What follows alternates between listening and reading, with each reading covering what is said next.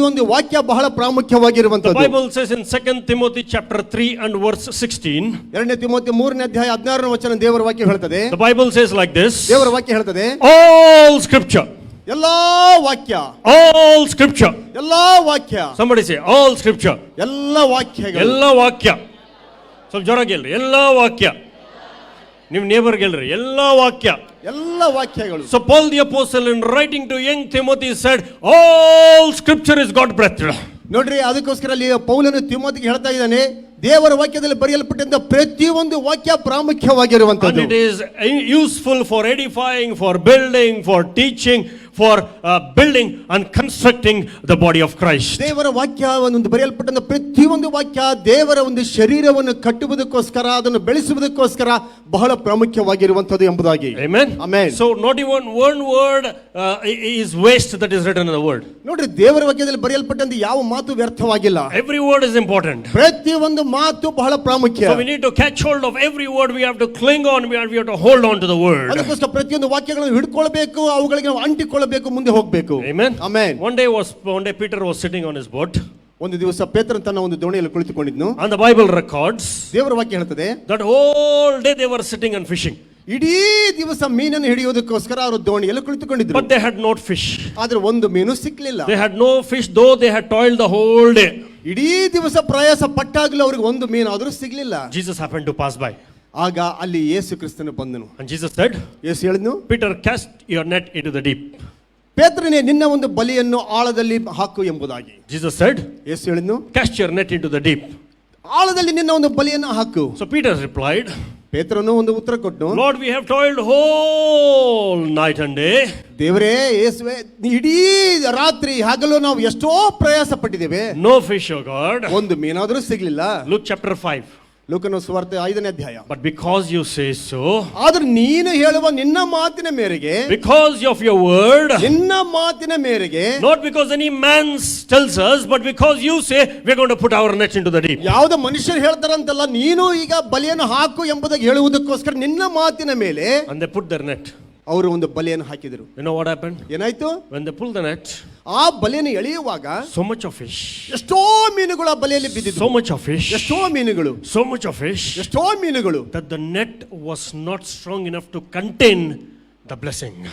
ಎಷ್ಟು ಮೀನುಗಳು ಅಂತಂದ್ರೆ ಆ ಒಂದು ಬಲೆ ಆ ಆಶೀರ್ವಾದಗಳನ್ನು ಹಿಡಿದುಕೊಳ್ಳುವುದಕ್ಕೆ ಆಗ್ತಾ ಇಲ್ಲ, ಅಷ್ಟರ ಮಟ್ಟಿಗೆ. Amen. Amen. Hallelujah. Hallelujah. What is the secret? ಇದಕ್ಕೆ ರಹಸ್ಯ ಏನು? Because of the word.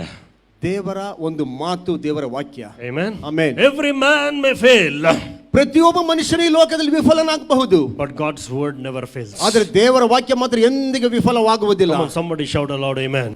ದಯವಿಟ್ಟು ಯಾರು ಹೇಳ್ರಿ ಆಮೆನ್ ಎಂಬುದಾಗಿ ಹೇಳ್ರಿ ಗಟ್ಟಿಯಾಗಿ. And we are privileged, we have this word this morning with us.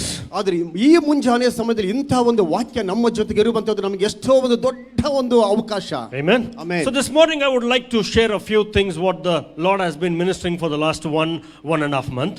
ಕಳೆದ ಒಂದೂವರೆ ತಿಂಗಳಿಂದ ದೇವರು ನನ್ನ ಜೊತೆ ಮಾತಾಡ್ತಿರುವಂತ ಕೆಲವೊಂದು ಮಾತುಗಳನ್ನು ಈ ದಿವಸ ಮುಂಜಾನೆ ನಾನು ಹೇಳೋದಕ್ಕೆ ಇಷ್ಟಪಡ್ತೇನೆ. So I have been meditating upon this character called Abraham in the Bible.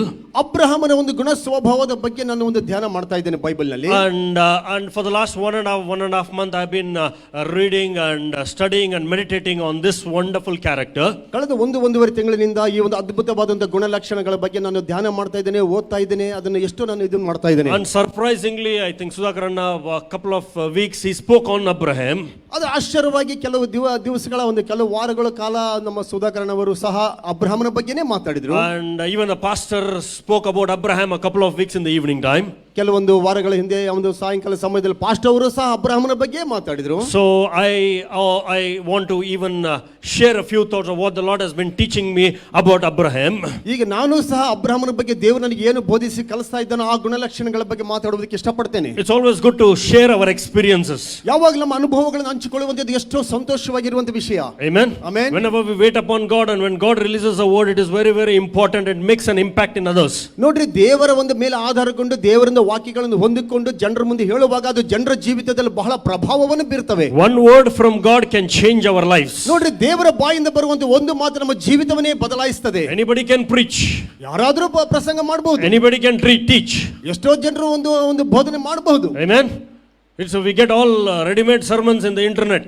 ನೋಡ್ರಿ, ಆ ಒಂದು ಇಂಟರ್ನೆಟ್ ಅಂತರ್ಜಾಲದಲ್ಲಿ ಎಲ್ಲಾ ಸಿದ್ಧವಾಗಿರುವಂತಹ ಒಂದು ಸಂದೇಶವನ್ನು ತಕೊಂಡು ನಾವು ಬೋಧಿಸಬಹುದು. 3 point, 4 point, 5 point, how many ever points we get ready-made sermons. ನೋಡ್ರಿ, ಅಲ್ಲಿ ಸಿದ್ಧವಾಗಿರುವಂತಹ ಒಂದು ಅಂತರ್ಜಾಲದಲ್ಲಿ ಸಿದ್ಧವಾಗಿರುವಂತಹ ಒಂದು ಸಂದೇಶಗಳು 3 ಅಂಶ, 4 ಅಂಶ, 5 ಅಂಶ ಒಂದು ಸಂದೇಶಗಳು ನಮಗೆ ಸಿಗ್ತವೆ. But what impacts is ಆದ್ರೆ ನಮ್ಮ ಜೀವಿತದ ಮೇಲೆ ಪ್ರಭಾವ ಬೀರುವಂತದ್ದು ಏನಂದ್ರೆ that one word when we wait upon God.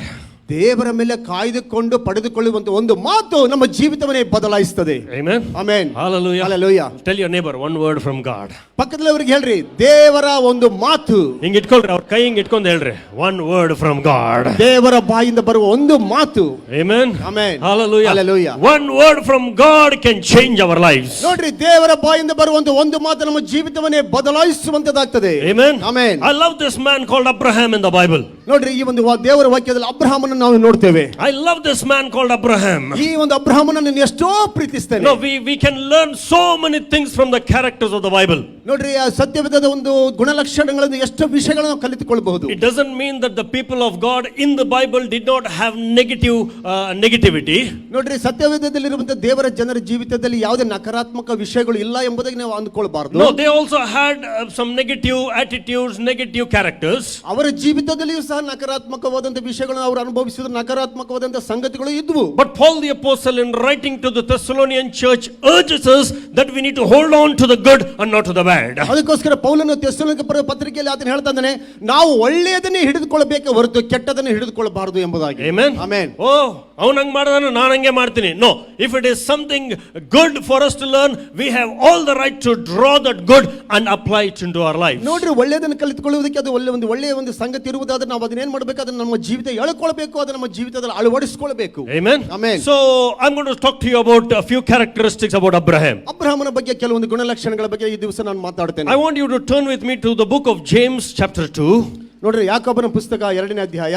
James chapter 2 ಯಾಕೋಬನ ಪುಸ್ತಕ 2ನೇ ಅಧ್ಯಾಯ and verse 23. ನೋಡ್ರಿ, 2ನೇ ಅಧ್ಯಾಯ 23ನೇ ವಚನ. And the scripture was fulfilled which said, Abraham believed God and it was imputed unto him for righteousness and he was called the friend of God. ಅಬ್ರಹಾಮನು ದೇವರನ್ನು ನಂಬಿದನು, ಆ ನಂಬಿಕೆ ಅವನ ಲೆಕ್ಕಕ್ಕೆ ನೀತಿಯನ್ನು ಎಣಿಸಲ್ಪಟ್ಟಿತು, ಆತನು ದೇವರ ಸ್ನೇಹಿತನೆಂಬುವಂತ ಹೆಸರು ಅಬ್ರಹಾಮನಿಗೆ ಬಂತು ಎಂಬುದಾಗಿ. Amen. Amen. Hallelujah. Hallelujah. Somebody say ದೇವರ ಸ್ನೇಹಿತ. ದೇವರ ಸ್ನೇಹಿತ. ದೇವರ ಸ್ನೇಹಿತ. ದೇವರ ಸ್ನೇಹಿತ. ಸ್ವಲ್ಪ ಜೋರಾಗಿ ಹೇಳ್ರಿ, ದೇವರ ಸ್ನೇಹಿತ. ದೇವರ ಸ್ನೇಹಿತ. Tell your neighbor, ದೇವರ ಸ್ನೇಹಿತ. ಪಕ್ಕದಲ್ಲಿಯವರಿಗೆ ಹೇಳ್ರಿ, ದೇವರ ಸ್ನೇಹಿತ. Amen. Amen. Hallelujah. Hallelujah. It is not our friends or our family friends or our colleagues or our office friends. The Bible talks about the friend of God. ನೋಡ್ರಿ, ಇದು ಯಾವುದು ನಮ್ಮ ಸ್ನೇಹಿತ, ಆಫೀಸಿನ ಸ್ನೇಹಿತ, ಆ ಸ್ನೇಹಿತ, ಈ ಸ್ನೇಹಿತ ಎಂಬುದಾಗಿ ಹೇಳ್ತಾ ಇಲ್ಲ, ಆದ್ರೆ ದೇವರ ಸ್ನೇಹಿತ ಎಂಬುದಾಗಿ ಹೇಳ್ತಾ ಇದೆ. Amen. Amen. Hallelujah. Hallelujah. How many of you would like to be God's friend? ಎಷ್ಟು ಜನರು ಇಲ್ಲಿ ನೀವು ದೇವರ ಸ್ನೇಹಿತರಾಗಬೇಕೆಂಬುದಕ್ಕೆ ಇಷ್ಟಪಡ್ತೀರಿ? No, this is not man's testimony. ಇದು ಯಾವುದೇ ಮನುಷ್ಯರ ಸಾಕ್ಷಿ ಅಲ್ಲ. The God is testifying concerning Abraham. ಸ್ವತಃ ದೇವರೇ ಅಬ್ರಹಾಮನ ಬಗ್ಗೆ ಸಾಕ್ಷಿ ಕೊಡ್ತಾ So ಇದ್ದಾನೆ. what is the lifestyle of Abraham? ಹಾಗಾದ್ರೆ ಅಬ್ರಹಾಮನ ಜೀವಿತದ ಶೈಲಿ ಎಂತದ್ದು? Now, what was the speciality of this man called Abraham? ಅಬ್ರಹಾಮನ ಜೀವಿತದಲ್ಲಿರುವಂತಹ ವಿಶೇಷತೆ ಏನು? Now, why God had to call him as his friend? ಯಾಕೆ ದೇವರು ಅಬ್ರಹಾಮನನ್ನು ತನ್ನ ಸ್ನೇಹಿತನು ಎಂಬುದಾಗಿ ಕರೆದನು? If you read 1 John, the epistle of 1 John, ನೋಡ್ರಿ, ಆ ಒಂದು ಮೊದಲನೇ ಯೋಹಾನನ ಪುಸ್ತಕವನ್ನು ಓದುವುದಾದ್ರೆ somewhere chapter 5, 5ನೇ ಅಧ್ಯಾಯದಲ್ಲಿ the Bible says that God's testimony is greater than that of man's. ದೇವರ ಒಂದು ಸಾಕ್ಷಿ ಮನುಷ್ಯರ ಸಾಕ್ಷಿಗಿಂತಲೂ ಶ್ರೇಷ್ಠವಾಗಿರುವಂತದ್ದು ಎಂಬುದಾಗಿ ದೇವರ ವಾಕ್ಯ ಹೇಳ್ತದೆ. Amen. Amen. Man's testimony wavers. ನೋಡ್ರಿ, ಮನುಷ್ಯರ ಸಾಕ್ಷಿ ಈ ರೀತಿಯಾಗಿ ಮೇಲೆ ಕೆಳಗೆ ಹೋಗ್ತಾ ಇರ್ತದೆ. Amen. If somebody is good to me, I speak high about them. If somebody is bad to me, I bring them low. ನೋಡ್ರಿ, ನಮಗೆ ಯಾರಾದ್ರೂ ಒಳ್ಳೆಯವರು ಆಗಿದ್ರೆ ನಾವು ಏನ್ ಮಾಡ್ತೇವೆ, ಅವ್ರ ಬಗ್ಗೆ ದೊಡ್ಡದಾಗಿ ಹೇಳ್ತೇವೆ. ಒಂದು ವೇಳೆ ಯಾವ್ದಾದ್ರು ಕೆಟ್ಟದಾಗಿ ಎಂಬುದಾಗಿ ನಮ್ಗೆ ಅನಿಸುವುದಾದ್ರೆ ಅವ್ರ ಬಗ್ಗೆ ನಾವು ಕೆಟ್ಟದಾಗಿ ಮಾತಾಡ್ತೇವೆ. But praise God for God's testimony. God's testimony does not represent graph, but God's testimony is horizontal. Once God said it, we believe it, and that settles it. ದೇವರಿಗೆ ಸ್ತೋತ್ರ. ಆದ್ರೆ ದೇವರ ಒಂದು ಸಾಕ್ಷಿ ಯಾವತ್ತೂ ಗ್ರಾಫಿನಾಗಿ ಮೇಲೆ ಕೆಳಗೆ ಹೋಗುವುದಿಲ್ಲ, ಅದು ನೇರವಾಗಿ ಹೇಳ್ತದೆ. ದೇವರ ಮಾತು ಒಂದು ಸಲ ಹೇಳಿದ್ನಂದ್ರೆ ಅದು ಮುಗಿದೋಯ್ತು, ಅದು ನಮ್ಮ ಜೀವಿತದ ನೆಲೆಗೊಂಡೇಕೊಳ್ತದೆ. The Bible says Abraham believed God and it was credited to him as righteousness, and that is why God watched for him and said, he is my friend. ಅದಕ್ಕೋಸ್ಕರ ದೇವರ ವಾಕ್ಯ ಹೇಳ್ತದೆ, ದೇವರು ಆ ಒಂದು ಅಬ್ರಹಾಮನು ದೇವರನ್ನು ನಂಬಿದನು, ನಂಬಿಕೆಯಿಂದ ಆತನು ನೀತಿ ಎಂಬುದಾಗಿ ಎಣಿಸಲ್ಪಡಿತು. ಆ ನೀತಿಯನ್ನು ನೋಡಿದಂತ ದೇವರು ನನ್ನ ಸ್ನೇಹಿತನು ಅಬ್ರಹಾಮನು ಎಂಬುದಾಗಿ ಕರೆದರು. Don't worry about what people call you, but worry about what testimony God has concerning you. ಅದಕ್ಕೋಸ್ಕರ ಜನರು ನಿಮ್ಮ ಬಗ್ಗೆ ಏನು ಹೇಳ್ತಾರೆ ಅದರ ಬಗ್ಗೆ ಚಿಂತೆ ಮಾಡಬೇಡ್ರಿ, ಅದು ದೇವರು ನಿಮ್ಮ ಬಗ್ಗೆ ಏನು ಕರೀತಾನೆ ಅದರ ಬಗ್ಗೆ ನೀವು ಯೋಚಿಸ್ರಿ. Amen. Amen. Hallelujah. Hallelujah. People's testimony, people's words may change day to day. ನೋಡ್ರಿ, ಪ್ರತಿ ದಿವಸದಿಂದ ದಿವಸಕ್ಕೆ ಜನರ ಒಂದು ಮಾತು, ಜನರ ಸಾಕ್ಷಿಗಳು ನಮ್ಮ ವಿಷಯದಲ್ಲಿ ಬದಲಾವಣೆ ಹೊಂದ್ತಾ ಇರಬಹುದು. But if God calls you something, he's going to stand and watch for you. ಆದ್ರೆ ದೇವರು ನಿಮ್ಮನ್ನು ಏನು ಕರೆಯುತ್ತಾನೆಯೋ ಅದರಲ್ಲಿ ಆತ ನಿಂತುಕೊಳ್ತಾನೆ. Now why did God call Abraham as his friend? ಯಾಕೆ ದೇವರು ಅಬ್ರಹಾಮನನ್ನು ತನ್ನ ಸ್ನೇಹಿತನು ಎಂಬುದಾಗಿ ಕರೆದನು? Now before God called Abraham as Abraham, ನೋಡ್ರಿ, ಅಬ್ರಹಾಮನನ್ನು ಅಬ್ರಹಾಮ ಎಂಬುದಾಗಿ ಕರೆಯುವುದಕ್ಕಿಂತ ಮುಂಚೆ his name was Abraham. ಆತನ ಹೆಸರು ಅಬ್ರಾಮ್ The ಎಂಬುದಾಗಿತ್ತು. meaning of Abraham was called as exalted father. ನೋಡಿ, ಅಬ್ರಾಮ್ ಅಂತ ಅಂದ್ರೆ ಮೇಲೆ ಕೆತ್ತಲ್ಪಟ್ಟಂತ ತಂದೆ ಎಂಬುದಾಗಿ. But God promoted him from Abraham to Abraham, saying, you are not exalted father, you're going to be a father of many. ನೋಡ್ರಿ, ಅದಕ್ಕೋಸ್ಕರ ದೇವರು ಅಬ್ರಾಮನನ್ನು ಅಬ್ರಹಾಮ ಎಂಬುದಾಗಿ ಎತ್ತಲ್ಪಟ್ಟನು. ಯಾಕಪ್ಪ ಅಂತ ಹೇಳಿದ್ರೆ, ಅಬ್ರಹಾಮ್ ಅಂದ್ರೆ ಆತನ ಮೇಲೆ ಕೆತ್ತಲ್ಪಟ್ಟಂತ ತಂದೆ, ಆದ್ರೆ ಅಬ್ರಹಾಮ ಅಂದ್ರೆ ಎಲ್ಲಾ ಒಂದು ಜನರಿಗೆ ಮೂಲ ತಂದೆ ಎಂಬುದಾಗಿ. Because he was called as God's friend. ಯಾಕಂದ್ರೆ ನೀನು ದೇವರ ಸ್ನೇಹಿತ ಎಂಬುದಾಗಿ ಕರೆಯಲ್ಪಟ್ಟದಕ್ಕೋಸ್ಕರ. If you let's open our Bibles to Genesis chapter 12. ನೋಡ್ರಿ, ಆದಿಕಾಂಡ 12ನೇ ಅಧ್ಯಾಯಕ್ಕೆ ನಮ್ಮ ಸತ್ಯವನ್ನು ತಿರುಗಿಸೋಣ. Okay, let's turn our Bibles to Genesis chapter 12 and keep our focus there, okay? ಆದಿಕಾಂಡ 12ನೇ ಅಧ್ಯಾಯಕ್ಕೆ ನಮ್ಮ ಸತ್ಯವನ್ನು ತಿರುಗಿಸಿ. You can note down the points. Why I have noted down certain characteristics why God had to call Abraham as his friend. ನೋಡ್ರಿ, ದೇವರು ಅಬ್ರಹಾಮನಿಗೆ ತನ್ನ ಸ್ನೇಹಿತರು ಎಂಬುದಕ್ಕೆ ಕರೆಯಬೇಕಾದ್ರೆ ಅಬ್ರಹಾಮನ ಜೀವಿತದಲ್ಲಿ ಕೆಲವೊಂದು ಗುಣಲಕ್ಷಣಗಳಿದ್ವು, ಅವುಗಳನ್ನು ನಾವು ಈ ದಿವಸ ಅಧ್ಯಾಯ ಮಾಡೋಣ. So we can learn from these points and we can earn this testimony from God. ನೋಡ್ರಿ, ಈ ಒಂದು ಅಂಶಗಳನ್ನು ನಾವು ಅಧ್ಯಯನ ಮಾಡಿ ದೇವರಿಂದ ಆ ಒಂದು ಸಾಕ್ಷ್ಯ ನಾವು ಸಹ ಹೊಂದಿಕೊಳ್ಳೋಣ. Genesis chapter 12 and verse 1 begins by saying this. ನೋಡ್ರಿ, ಆದಿಕಾಂಡ 12ನೇ ಅಧ್ಯಾಯ 1ನೇ ವಚನ ಈ ರೀತಿಯಾಗಿ ಹೇಳ್ತದೆ. Now the Lord had said to Abraham. ದೇವರು ಅಬ್ರಹಾಮನಿಗೆ ಹೇಳಿದನು. Amen. Come on, somebody shout amen. Amen. Now the Lord said to Abraham. ದೇವರು ಅಬ್ರಹಾಮನಿಗೆ ಹೇಳಿದನು. Tell your neighbor, ದೇವರು ಅಬ್ರಹಾಮನಿಗೆ ಹೇಳಿದನು. Tell your neighbor, God said to Abraham. ಹೇಳ್ರಿ, ನಿಮ್ಮ ಪಕ್ಕದಲ್ಲಿರೋ ನೋಡಿ ಹೇಳ್ರಿ, ದೇವರು ಅಬ್ರಹಾಮನಿಗೆ ಹೇಳಿದನು. Tell your neighbor, God spoke to Abraham. ದೇವರು ಅಬ್ರಹಾಮನ ಜೊತೆಗೆ ಮಾತಾಡಿ ಹೇಳಿದನು. Amen. Amen. Hallelujah. Hallelujah. Write down characteristic number 1. ಮೊದಲನೇ ಗುಣಲಕ್ಷಣ, Abraham was a man sensitive to the voice of God. ಅಬ್ರಹಾಮನು ದೇವರ ಸ್ವರಕ್ಕೆ ಬಹಳ ಒಂದು ಕಿವಿಗೊಡುವಂತ ಒಬ್ಬ The ಮನುಷ್ಯನಾಗಿದ್ದನು. God whom we serve this morning is not a mute God, but a God who communicates with us. ಈ ದಿವಸ ನಾನು ನಿನ್ನ ಸೇವಿಸ್ತಾ ಇರುವಂತ ನನ್ನ ನಿನ್ನ ದೇವರು ಯಾವುದೇ ಮೂಕನಾಗಿರುವಂತ ದೇವರಲ್ಲ, ನನ್ನ ನಿನ್ನ ಜೊತೆಗೆ ಆತನು ಸಂಭಾಷಿಸುವಂತ ಮಾತಾಡುವಂತ ದೇವರು. When God spoke to Abraham, ದೇವರ ಅಬ್ರಹಾಮನ ಜೊತೆಗೆ ಮಾತಾಡುವಾಗ now Abraham also heard from God. ಅಬ್ರಹಾಮನು ಸಹ ದೇವರ ಮಾತನ್ನು ಆತನು ಕೇಳಿಸಿಕೊಂಡು. Somebody shout hallelujah. ಗಟ್ಟಿಯಾಗಿ ಹಲ್ಲೆಲೂಯಾ ಹೇಳ್ರಿ. God is a God who speaks to our lives. ದೇವರು ನಮ್ಮ ಜೀವಿತದ ಜೊತೆಗೆ ಮಾತಾಡುವಂತ ದೇವರು. But our minds need to be alert and our hearts need to be receptive to the voice of God. ಆದರೆ ದೇವರ ಸ್ವರ ಮಾತಾಡುವಾಗ ಬರುವಾಗ ನಮ್ಮ ಒಂದು ಮನಸ್ಸು, ನಮ್ಮ ಒಂದು ಮೆದುಳು ಆಲೋಚನೆ ಅದಕ್ಕೆ ಪ್ರತಿಸ್ಪಂದಿಸುವಂತದ್ದಾಗಿರಬೇಕು. Many people say this. ಎಷ್ಟು ಜನರು ಈ ರೀತಿಯಾಗಿ ಹೇಳ್ತಾರೆ, Whether I talk to God through prayer every day. ಪ್ರತಿ ದಿವಸ ಸಹೋದರನೇ ನಾನು ದೇವರ ಜೊತೆಗೆ ಪ್ರಾರ್ಥನೆಯಲ್ಲಿ ಮಾತಾಡ್ತೇನೆ. Now we understand that prayer is a means to communicate with God. ಒಂದು ವಿಷಯ ಅರ್ಥ ಮಾಡಿಕೊಳ್ಳಬೇಕು, ಪ್ರಾರ್ಥನೆ ಅಂದ್ರೆ ದೇವರ ಜೊತೆಗೆ ಸಂಪರ್ಕ ಬೆಳೆಸುವಂತ ಒಂದು ಸಾಧನ. I completely agree with you.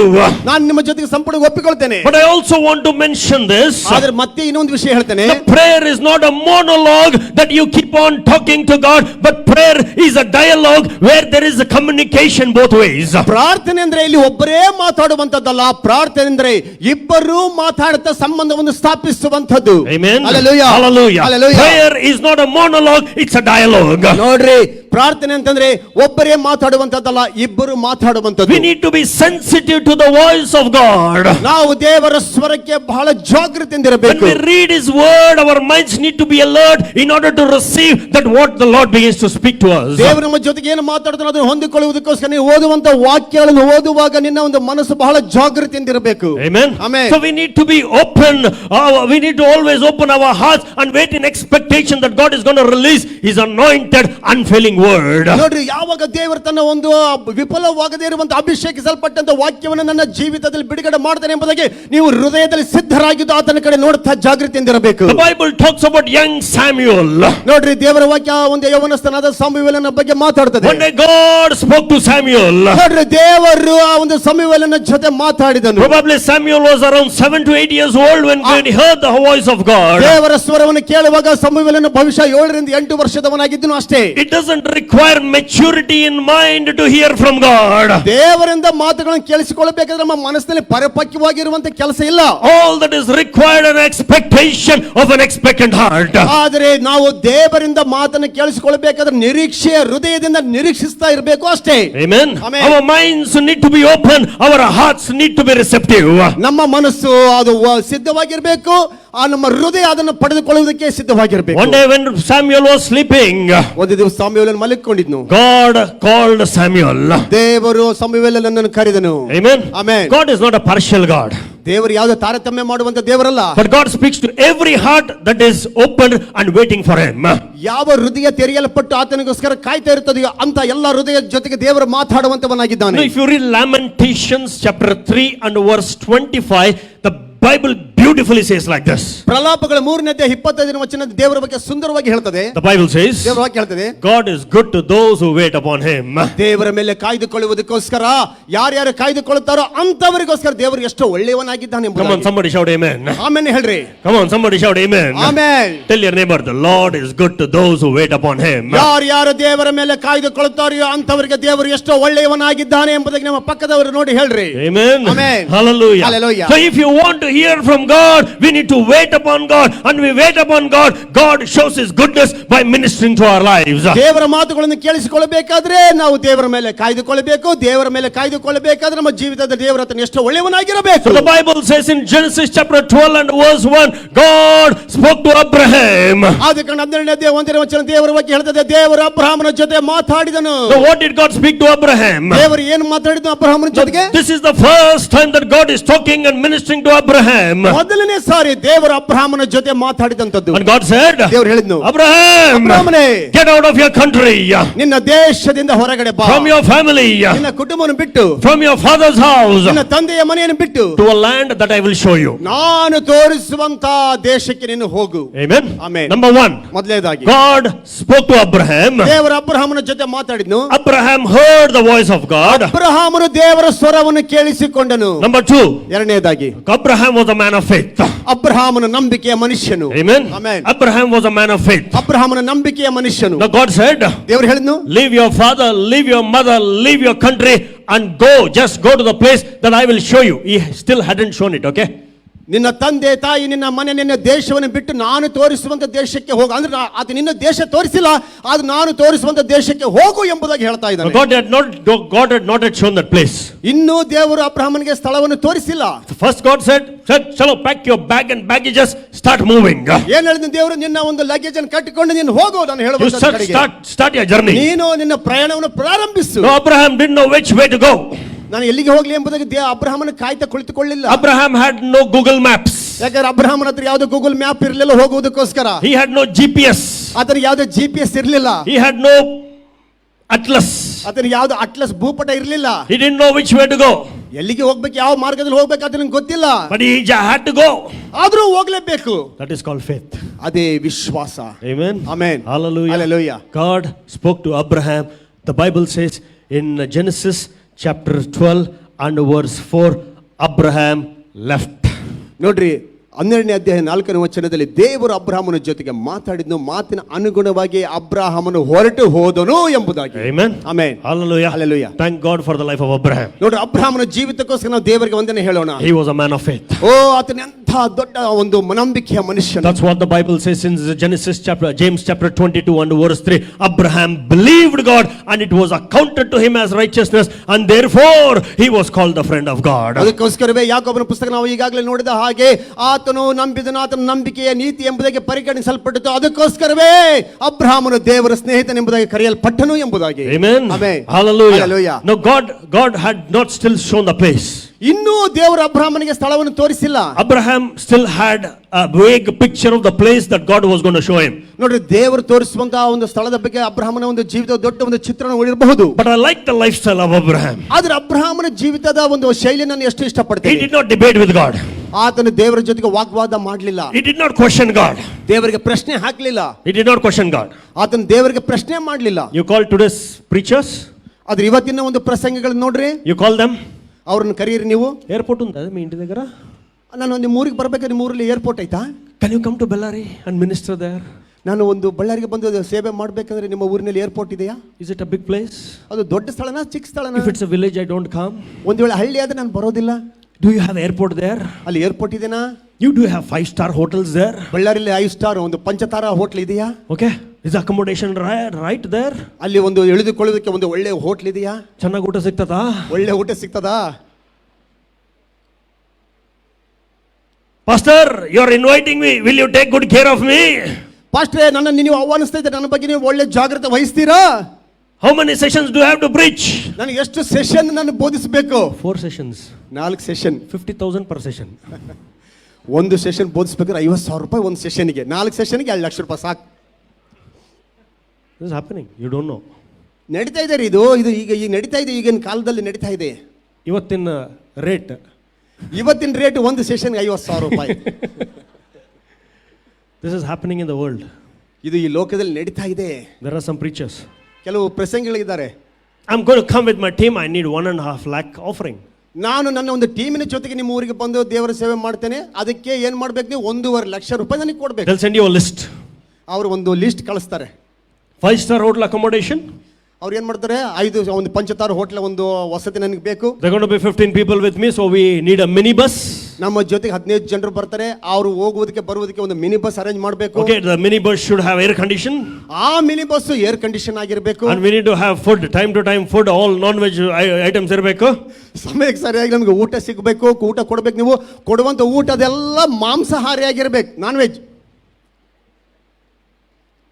Shame on such people of God. ನೋಡ್ರಿ, ಅಂತ ಒಂದು ಜನರು ನೋಡ್ಬೇಕು ಎಷ್ಟು ಒಂದು ನಾಚಿಕೆ ಆಗ್ತದೆ. Shame on such people. ನೋಡ್ರಿ, ಅಂತ ಒಂದು ಜನರ ಬಗ್ಗೆ ನಾಚಿಕೆ. Thank God for Abraham. ಆದ್ರೆ ಅಬ್ರಹಾಮನ ಜೀವಿತಕ್ಕೋಸ್ಕರ ದೇವರಿಗೆ ವಂದನೆ. Come on, somebody shout amen. ಗಟ್ಟಿಯಾಗಿ ಹೇಳ್ರಿ amen. Hallelujah. Hallelujah. The place was not yet shown to him. ಇನ್ನು ಅಬ್ರಹಾಮನಿಗೆ ದೇವರ ಸ್ಥಳ ತೋರಿಸಿಲ್ಲ. He had no idea how the place was going to look like. ಯಾವ ರೀತಿಯಾಗಿ ಆ ಒಂದು ಸ್ಥಳ ಇರ್ತದೆಯೋ ಅದು ಯೋಚನೆನೇ ಇಲ್ಲ. He had no place whether there was water or not. ಅಲ್ಲಿ ದೇವರು ತೋರಿಸುವಂತ ಸ್ಥಳದಲ್ಲಿ ಒಂದು ನೀರು ಇರ್ತದೋ ಇಲ್ಲೋ ಗೊತ್ತಿಲ್ಲ. He had no idea whether there was pasture or not. ನೋಡ್ರಿ, ದೇವರು ತೋರಿಸುವಂತ ಸ್ಥಳ ಒಂದು ಫಲವತ್ತಾಗಿ ಇರ್ತದೋ ಇಲ್ಲೋ ಗೊತ್ತಿಲ್ಲ. All that Abraham knew was the word of God. ಆದ್ರೆ ಅಬ್ರಹಾಮನಿಗೆ ಗೊತ್ತಿದ್ದಂತದ್ದು, ಅಬ್ರಹಾಮನ ಹತ್ರ ಇದ್ದಂತದ್ದು ಒಂದೇ ಒಂದು ದೇವರ ವಾಕ್ಯ. Amen. Amen. Hallelujah. Hallelujah. When I was in the forces, I worked in the forces for 20 years.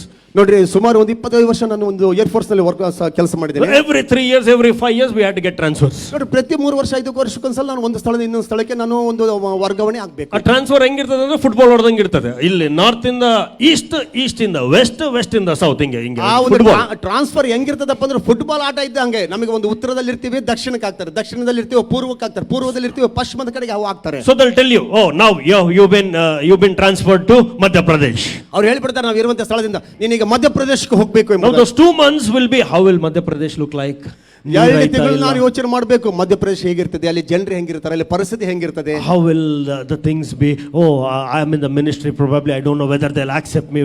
So many questions arise in our mind. ನಾನು ಸೇವೆಯಲ್ಲಿ ಇರ್ತೀನಲ್ಲ, ಜನರು ನನ್ನನ್ನು ಸ್ವೀಕರಿಸ್ತಾರೋ ಇಲ್ಲೋ, ಅಲ್ಲಿ ಜನರು ಹೆಂಗೆ ಏನು ಅಂತೇಳಿ 2 ತಿಂಗಳ ಕಾಲ ನಾನು ಯೋಚನೆ But ಮಾಡಬೇಕಾಗ್ತದೆ. Abraham never thought about anything. ಆದ್ರೆ ಅಬ್ರಹಾಮ ಯಾವ ಸಂಗತಿಯ ಬಗ್ಗೆ ಯಾವತ್ತೂ ಯೋಚನೆ ಮಾಡಲಿಲ್ಲ. He was a man of faith. ಆತನು ನಂಬಿಕೆಯ ಮನುಷ್ಯನು. Amen. Amen. Faith plays a vital role in the child of God.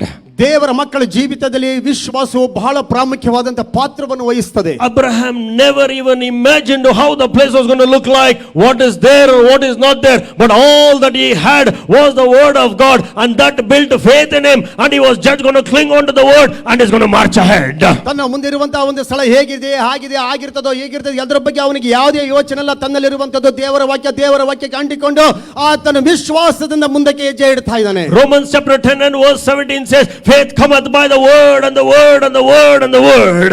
ದೇವರ ವಾಕ್ಯ ರೋಮ 10:17 ವಚನದಲ್ಲಿ ಈ ರೀತಿಯಾಗಿ ಹೇಳ್ತದೆ, ನಮಗೆ ವಿಶ್ವಾಸವು ದೇವರ ವಾಕ್ಯವನ್ನು ಕೇಳುವುದರಿಂದ, ತಿರುಗಿ ಕೇಳುವುದರಿಂದ ಬರ್ತದೆ ಎಂಬುದಾಗಿ. Amen. Amen. Hallelujah. Hallelujah. First point, Abraham heard the voice of God. ಮೊದಲನೇ ಅಂಶ, ಅಬ್ರಹಾಮನು ದೇವರ ಸ್ವರವನ್ನು ಕೇಳಿದ್ನು. Number 2, Abraham was a man of faith. ಎರಡನೆಯದಾಗಿ ಅಬ್ರಹಾಮನು ನಂಬಿಕೆಯ ಮನುಷ್ಯನು. Number 3, ಮೂರನೇ ಅಂಶ, Abraham was an obedient man. ಅಬ್ರಹಾಮನು ವಿಧೇಯತೆಯ ಮನುಷ್ಯನು. Genesis chapter 12 and verse 4 says, ನೋಡ್ರಿ 12ನೇ ಅಧ್ಯಾಯ 4ನೇ ವಚನ ಆದಿಕಾಂಡ ಈ ರೀತಿಯಾಗಿ ಹೇಳ್ತದೆ, when he heard God spoke to him, ಯಾವಾಗ ದೇವರು ಅಬ್ರಹಾಮನು ದೇವರು ಮಾತಾಡುವಂತ ಮಾತನ್ನು ಕೇಳಿಸಿಕೊಂಡು, so Abraham left.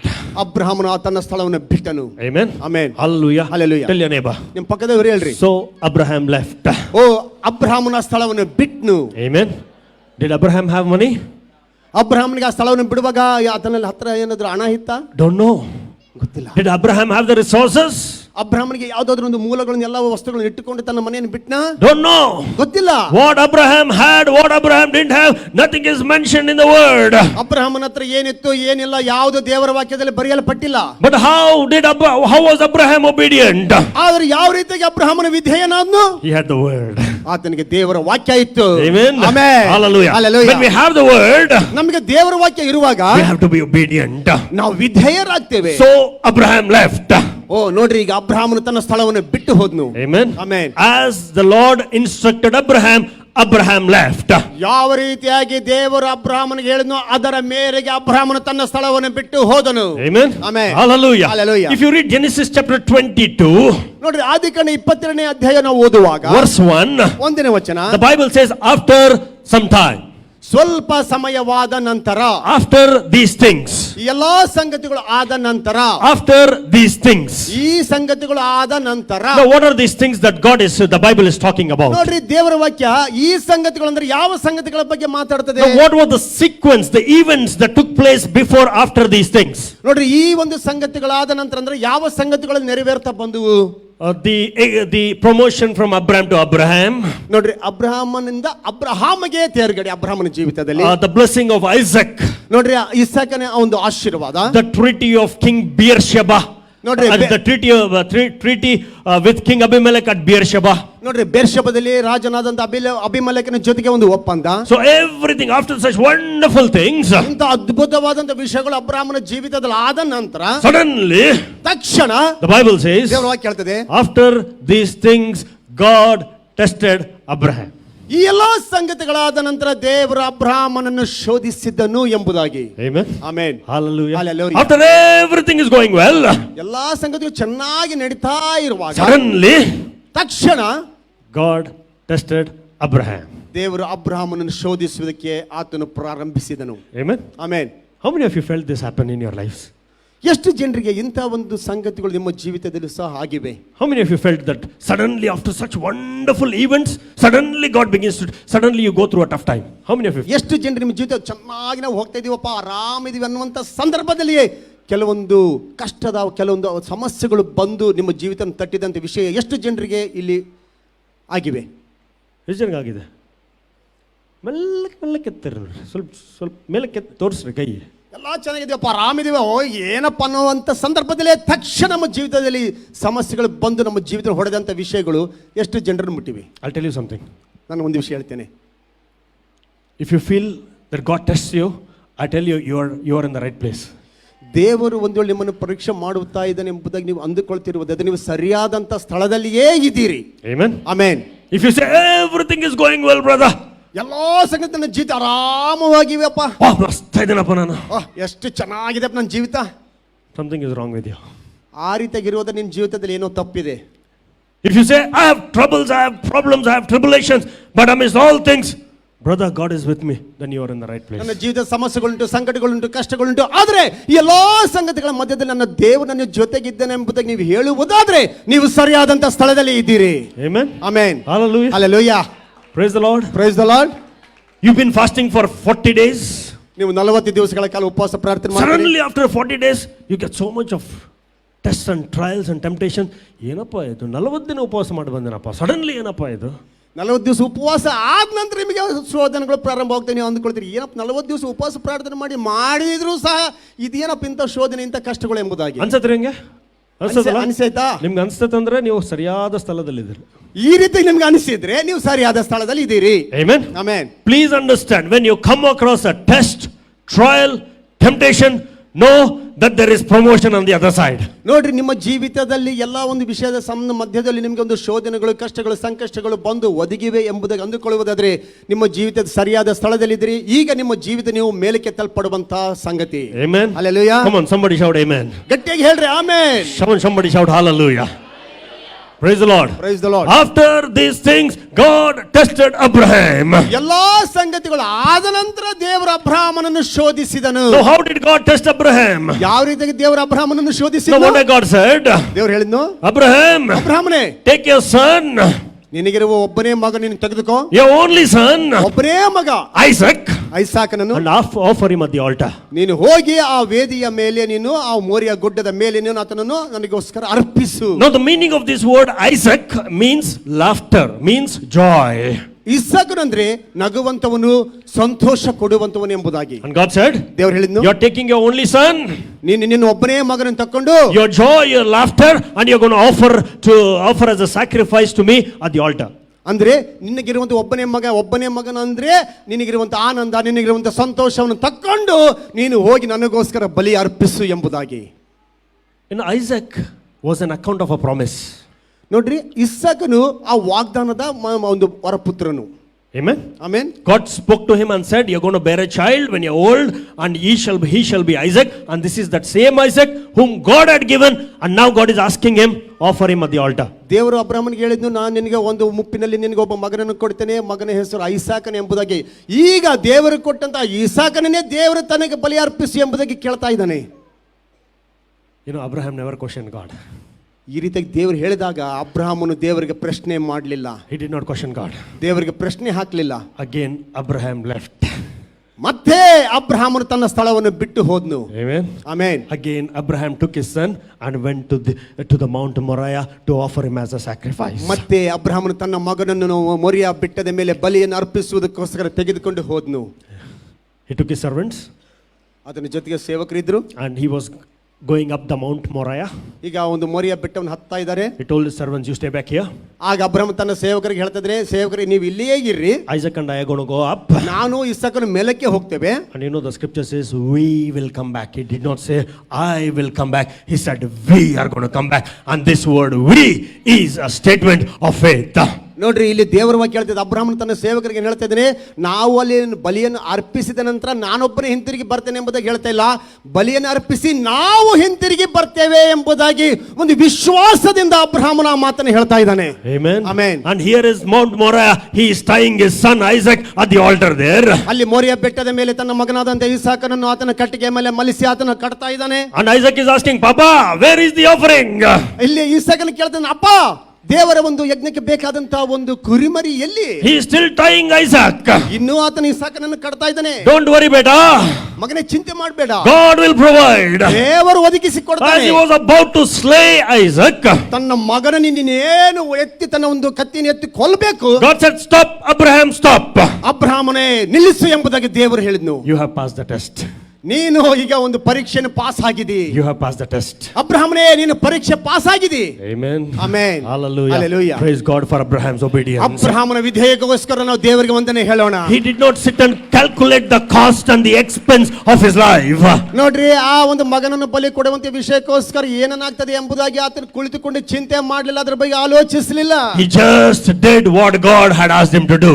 ದೇವರು ಏನು ಮಾಡು ಅಂತ ಹೇಳಿದ್ನೋ ಅದನ್ನೇ ಆತನ ಮಾಡುವುದಕ್ಕೆ ಮುಂದಾದ್ನು. Abraham was an obedient obedient man. ಅಬ್ರಹಾಮನ ವಿಧೇಯತೆಯ ಮನುಷ್ಯನು. And God said, stop, you have passed the test. ಈಗ ದೇವರೇ ಸ್ವತಃ ಹೇಳ್ತಾ ಇದ್ದಾನೆ, ಮಗನೇ ಅಬ್ರಹಾಮನೇ ಸಾಕಪ್ಪ, ನೀನು ಪರೀಕ್ಷೆ ಪಾಸ್ ಆಗಿದೆ And ಎಂಬುದಾಗಿ. there God provided a ram to offer as a sacrifice in the place of Isaac.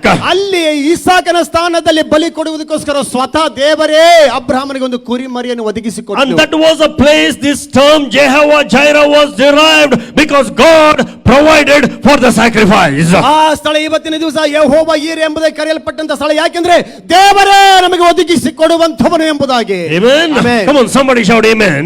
ಯಾರಾದ್ರೂ ಹೇಳ್ರಿ ಆಮೆನ್ ಎಂಬುದಾಗಿ. When we believe God, ದೇವರ ನಾವು ನಂಬುವಾಗ, when we obey God, ದೇವರಿಗೆ ವಿಧೇಯರಾಗುವಾಗ, when we do our best, God will do the rest. ದೇವರಿಗೆ ನಾವು ಅತ್ಯುತ್ತಮವಾಗಿದ್ದನ್ನು ಮಾಡುವಾಗ ಉಳಿದದ್ದನ್ನು ದೇವರೇ ಮಾಡ್ತಾನೆ. Amen. Amen. Hallelujah. Hallelujah. Abraham was the one who heard the voice of God. ಅಬ್ರಹಾಮನ ದೇವರನ್ನು ಸ್ವರವನ್ನು ಕೇಳಿದಂತ ಮನುಷ್ಯನು. Abraham was a man of faith. ಅಬ್ರಹಾಮನು ನಂಬಿಕೆಯ ಮನುಷ್ಯನು. Abraham was an obedient man. ಅಬ್ರಹಾಮನ ವಿಧೇಯತೆಯ ಮನುಷ್ಯನು. When it came to God and his instructions, Abraham never even looked back. ನೋಡ್ರಿ, ದೇವರು ಹೇಳಿದಂತ ಮಾತುಗಳು ಅಬ್ರಹಾಮನ ಹತ್ರ ಬರುವಾಗ ಹಿಂತಿರುಗಿ ಅಬ್ರಹಾಮನ ನೋಡ್ಲಿಲ್ಲ. When God said, Abraham, you have to go, Abraham went. ಅಬ್ರಹಾಮನೇ ನೀನು ಹೋಗು ಎಂಬುದಾಗಿ ಹೇಳುವಾಗ ಅಬ್ರಹಾಮನ ಹಿಂತಿರುಗಿ ನೋಡ್ಲಿಲ್ಲ, ಮುಂದಕ್ಕೆ ಹೋದ್ನು. Now Abraham was not like Balaam the prophet. ನೋಡ್ರಿ, ಆ ಪ್ರವಾದಿಯಾಗಿರುವಂತ ಬಿಳಾಮನ ಹಾಗಿರುವಂತ ಮನುಷ್ಯನಲ್ಲ ಅಬ್ರಹಾಮನು. He knew God had already declared, you are not going to curse my people Israel. ಬಿಳಾಮನಿಗೆ ಗೊತ್ತಿತ್ತು, ದೇವರಿಗಿಲಾಗ್ಲೇ ಹೇಳಿದ್ನು ನನ್ನ ಜನರು ನೀನು ಶಪಿಸಬಾರದು ಎಂಬುದಾಗಿ. ಆದ್ರೂ ಬಿಳಾಮನು, But when Balak came and approached him, ಆದ್ರೆ ರಾಜನಾದಂತ ಬಾಲಾಕನು ಬಂದು ಆ ಒಂದು ಬಿಳಾಮನನ್ನು ಭೇಟಿಯಾಗುವಾಗ, ಆತನ ಒಂದು ಸಹಸ್ರಾಧಿಪತಿಗಳು ಬಂದು ಭೇಟಿಯಾಗುವಾಗ, he still asked God. ಇನ್ನೂ ಆ ಬಿಳಾಮನ ದೇವರನ್ನು ಕೇಳ್ತಾ ಇದ್ದಾನೆ. ನಿಜವಾಗ್ಲೂ ಮಾಡಬಾರ್ದಾ? ನಿಜವಾಗ್ಲೂ ದೇವರನ್ನು ಹೋಗ್ಬಾರ್ದಾ? ನಿಜವಾಗ್ಲೂ ಮಾಡಬಾರ್ದಾ? ನಿಜವಾಗ್ಲೂ ನಾನು ಹೋಗಿ ಅಲ್ಲಿ ಶಪಿಸಬಾರ್ದಾ? Once God says God asks us to do something, we better do it. Let's not question or let's not debate with God. ನೋಡ್ರಿ, ದೇವರು ಮಾಡಬೇಡ ಎಂಬುದಾಗಿ ಹೇಳುವಾಗ ನಾವು ಮಾಡ್ಲೇಬಾರ್ದೇ ಹೊರತು ದೇವರ ಜೊತೆಗೆ ವಾದ ಮಾಡುವಂತದ್ದು, ಪ್ರಶ್ನೆ ಹಾಕುವಂತದ್ದು ಅಲ್ಲ ನಮ್ಮ ಜೀವಿತ. Amen. Amen. And the people who take immediate action are the one who will see the victory of God. ನೋಡ್ರಿ, ದೇವರು ಹೇಳುವಂತ ಮಾತಿಗೆ ತಕ್ಷಣ ಪ್ರತಿಸ್ಪಂದಿಸುವಂತ ಮನುಷ್ಯನ ತನ್ನ ಜೀವಿತದ ಆಶೀರ್ವಾದಗಳನ್ನು ಹೊಂದಿಕೊಳ್ತಾನೆ. One day God told Ezekiel, ಒಂದು ಸಾರಿ ಒಂದು ಹೆಚ್ಚಿಗೆ ದೇವರು ಹೇಳಿದ್ನು, Ezekiel, ಎಸ್ಕೇಲನೇ, you need to lie down on your left hand carrying the sins of Israel. ನೋಡ್ರಿ, ಆ ಒಂದು ನೀನು ಇಸ್ರಾಯೇಲ್ ಜನರ ಒಂದು ಪಾಪಗಳನ್ನು ಹೊತ್ತುಕೊಂಡು ಎಡಮೊಗ್ಗಲಲ್ಲಿ ಒಂದು ಮಲಗಬೇಕು. For 390 days Ezekiel laid on his left side carrying the sins of Israel. Ezekiel. ಹೆಚ್ಕೇಲ್ ಪ್ರವಾದಿಯಾದ ಹೆಚ್ಕೇಲ್ ದೇವರು ಹೇಳಿದ್ದು 390 ದಿವಸಗಳ ಕಾಲ ನೀನು ಒಂದು ಇಸ್ರಾಯೇಲ್ಯರ ಒಂದು ಅಧರ್ಮ ಹೊತ್ತುಕೊಂಡು ಎಡಮೊಗಲಲ್ಲೇ ಮಲ್ಕೋಬೇಕೆಂಬುದಾಗಿ ಹೇಳುವಾಗ ಹೆಚ್ಕೇಲನ್ನು ಎಡಮೊಗಲಲ್ಲೇ ಮಲ್ಕೊಂಡು After 390 days 390 ದಿವಸಗಳಾದ ನಂತರ he woke up victorious. ಆತನು ಜಯವೀರನಾಗಿ ಮೇಲಕ್ಕೆ ಎದ್ನು. He said, Lord, I obeyed you. ದೇವರೇ, ನಾನು ನಿನಗೆ ಇಷ್ಟು ದಿವಸಗಳ ಕಾಲ ವಿಧೇಯನಾಗಿ. He said, wait. ಆಗ ದೇವರು ಹೇಳಿದ, ನಿಂತ್ಕೋ. Now lie down on your right hand side for 40 days carrying the sins of Judah. ಮತ್ತೆ ಯೆಹೂದ್ಯರ ಪಾಪಗಳನ್ನು ಹೊತ್ತುಕೊಂಡು 40 ದಿವಸಗಳ ಕಾಲ ನೀನು ಬಲುಮಗ್ಗಲಲ್ಲಿ ಹೊರಕೊಂಡು ಮಲ್ಕೋ. And he did it. ಅದನ್ನೂ ಹೆಚ್ಕೇಲನ್ನು ಮಾಡಿದ್ನು. And when he rose up, ಆತನ ಮೇಲಕ್ಕೆ ಎದ್ದೇಳುವಾಗ God said, ದೇವರು ಹೇಳಿದ್ನು, you are an obedient man. ನೀನು ನನಗೆ ಎಷ್ಟೋ ವಿಧೇಯನಾದಂತ ಮನುಷ್ಯನಾಗಿದ್ದಿ. Amen. Amen. Hallelujah. Hallelujah. Abraham was obedient to the voice of God. ಅಬ್ರಹಾಮನು ದೇವರ ಸ್ವರಕ್ಕೆ ವಿಧೇಯನಾದಂತ ಮನುಷ್ಯನು. Point number 1, he heard the voice of God. ಮೊದಲನೇ ಅಂಶ ಬರ್ಕೊಳ್ರಿ, ಆತನು ದೇವರ ಸ್ವರವನ್ನು ಕೇಳಿದನು. Number 2, he was a man of faith. ಎರಡನೇದಾಗಿ ಆತನ ನಂಬಿಕೆಯ ಮನುಷ್ಯನು. Number 3, he was an obedient man. ಮೂರನೇ ಅಂಶ, ಆತನು ದೇವರಿಗೆ ವಿಧೇಯನಾಗಿರುವಂತ ಮನುಷ್ಯ. Number 4, ನಾಲ್ಕನೇ ಅಂಶ, Genesis chapter 12 and verse 7. ಆದಿಕಾಂಡ 12ನೇ 7ನೇ ವಚನ. Then the Lord appeared to Abraham and said, to your descendants I will give this land. And there he built an altar to the Lord who had appeared to him. ನಾನು ಈ ದೇಶವನ್ನು ನಿನ್ನ ಸಂತಾನಕ್ಕೆ ಕೊಡುವೆನು ಎಂಬುದಾಗಿ ದೇವರು ಆತನಿಗೆ ಹೇಳಿದ್ನು. ತನಗೆ ದರ್ಶನ ಕೊಟ್ಟಂತೆ ಯೆಹೋವನಿಗೆ ಅಬ್ರಹಾಮನು ಯಜ್ಞ ವೇದಿಯನ್ನು ಕಟ್ಟಿದನು. Now after Abraham heard God, ದೇವರ ಒಂದು ಸ್ವರವನ್ನು ಅಬ್ರಹಾಮನು ಕೇಳಿದ ನಂತರ, after Abraham believed God, ದೇವರನ್ನು ಅಬ್ರಹಾಮನು ನಂಬಿದ ನಂತರ, after Abraham obeyed God, ದೇವರಿಗೆ ಅಬ್ರಹಾಮನ ವಿಧೇಯನಾದ ನಂತರ, now Abraham received the promise of God. ಈಗ ಅಬ್ರಹಾಮನು ದೇವರ ಒಂದು ವಾಗ್ದಾನಗಳನ್ನು ಆತನು ಸ್ವೀಕರಿಸಿದ. We need to receive when God speaks something to us. ನೋಡ್ರಿ, ದೇವರು ನಮ್ಮ ಜೊತೆಗೆ ಮಾತಾಡಿದಂತಹ ವಿಷಯಗಳ ನಮ್ಮ ಜೀವಿತದಲ್ಲಿ ನಾವು ಸ್ವೀಕರಿಸಬೇಕು. We not to hold on to the promise that God gives us. ದೇವರು ನಮಗೆ ಕೊಡುವಂತ ವಾಗ್ದಾನಗಳಿಗೆ ನಾವು ಗಟ್ಟಿಯಾಗಿ ಹಿಡಿದುಕೊಳ್ಳಬೇಕು. You know what our problem is? We don't hold on to the promises. We forget what the Lord has spoken to our lives. ನಮ್ಮ ಸಮಸ್ಯೆ ಏನಂದ್ರೆ ದೇವರು ಮಾತಾಡಿದಂತ ಮಾತುಗಳನ್ನು, ದೇವರು ಮಾಡಿದಂತ ವಾಗ್ದಾನಗಳನ್ನು ಹಿಡಿದುಕೊಳ್ಳುವುದಲ್ಲ, ಅದನ್ನ ಅವುಗಳನ್ನು ಬಿಟ್ಟು ಬಿಡ್ತೇವೆ. ಅದು ನಮ್ಮ ಸಮಸ್ಯೆ. Now we need to be always thoughtful about the word and the ministry that God gives to us. ಯಾವಾಗಲೂ ದೇವರು ನಮ್ಮ ಜೊತೆಗೆ ಮಾತಾಡಿದಂತ ಮಾತುಗಳನ್ನು ನಾವು ಜ್ಞಾಪಕದಲ್ಲಿ ಇಟ್ಟುಕೊಂಡು ಅವುಗಳನ್ನು ಹಿಡಿದುಕೊಳ್ಳಬೇಕು. So whatever God speaks to us, we need to make a note of it and begin to build on it. We need to pray over it. ದೇವರು ನಮ್ಮ ಜೊತೆಗೆ ಏನು ಮಾತಾಡ್ತಾ ಮಾತುಗಳನ್ನು ಬರೆದುಕೊಳ್ಳಬೇಕು, ಅದರ ಬಗ್ಗೆ ನಾವು ಆಲೋಚಿಸಬೇಕು, ಅದರಲ್ಲಿ ನಾವು ನಮ್ಮನ್ನು ಕಟ್ಟಿಕೊಳ್ತಾ ಹೋಗಬೇಕು. God said, Abraham, ದೇವರು ಅಬ್ರಹಾಮನಿಗೆ ಹೇಳಿದ್ನು, I am going to bless, I am going to give you and your descendants this land. ನಾನು ನಿನ್ನ ಸಂತತಿಗೆ ಈ ದೇಶವನ್ನೆಲ್ಲ ಕೊಡ್ತೇನೆ, ಈ ಪ್ರದೇಶವನ್ನೆಲ್ಲ ಕೊಡ್ತೇನೆ ಎಂಬುದಾಗಿ ಹೇಳಿದ್ನು. So Abraham received. ಅಬ್ರಹಾಮನು ಆ ಮಾತನ್ನು ಸ್ವೀಕರಿಸಿದ್ನು. The Bible says in response to the favor that God gave to Abraham, Abraham built an altar to God. ನೋಡ್ರಿ, ದೇವರ ಬಗ್ಗೆ ಹೇಳ್ತಿದೆ, ದೇವರು ಅಬ್ರಹಾಮನಿಗೆ ಕೊಟ್ಟಂತ ಈ ಒಂದು ಮೆಚ್ಚುಗೆಗೋಸ್ಕರ, ದೇವರು ಕೊಟ್ಟಂತ ಈ ಒಂದು ಆಶೀರ್ವಾದಕ್ಕೋಸ್ಕರ ಅಬ್ರಹಾಮನು ದೇವರಿಗೋಸ್ಕರ ಯಜ್ಞ ವೇದಿಯನ್ನು ಕಟ್ಟಿದನು ಎಂಬುದಾಗಿ. Do you have an altar for God? ನಿಮ್ಮ ಜೀವಿತದಲ್ಲಿ ದೇವರಿಗೋಸ್ಕರ ಯಜ್ಞ ವೇದಿ ಉಂಟಾ? I asked you this morning, do you have an altar? ಇಲ್ಲಿರುವ ಪ್ರತಿಯೊಬ್ಬರಿಗೋಸ್ಕರ ನಾನು ಕೇಳ್ತೀನಿ, ನಿಮ್ಮಲ್ಲಿ ದೇವರಿಗೋಸ್ಕರ ಯಜ್ಞ ವೇದಿ ಉಂಟಾ? Do you have an altar? ನಿಮ್ಮ ಜೀವಿತದಲ್ಲಿ ಯಜ್ಞ ವೇದಿ ಉಂಟಾ? It is the duty of every child of God, every man of God, every woman of God to have an altar. ನೋಡ್ರಿ, ಪ್ರತಿಯೊಬ್ಬ ದೇವರ ಪುರುಷ ಸ್ತ್ರೀಯರು ದೇವರಿಗೋಸ್ಕರ ನಮ್ಮ ಜೀವಿತದಲ್ಲಿ ಒಂದು ಯಜ್ಞ ವೇದಿ ಇರಲೇಬೇಕು. Do you have a personal altar? ನಿಮಗೆ ಒಂದು ವೈಯಕ್ತಿಕವಾದಂತ ದೇವರ ಯಜ್ಞ ವೇದಿ ಇರಬೇಕು. Do you have a family altar? ನಿಮಗೆ ಒಂದು ಕುಟುಂಬದ ವೇದಿ ಇರಬೇಕು. When God speaks, when we receive, what is our response towards God? We need to build an altar. We need to build the family altar. We need to have a personal altar.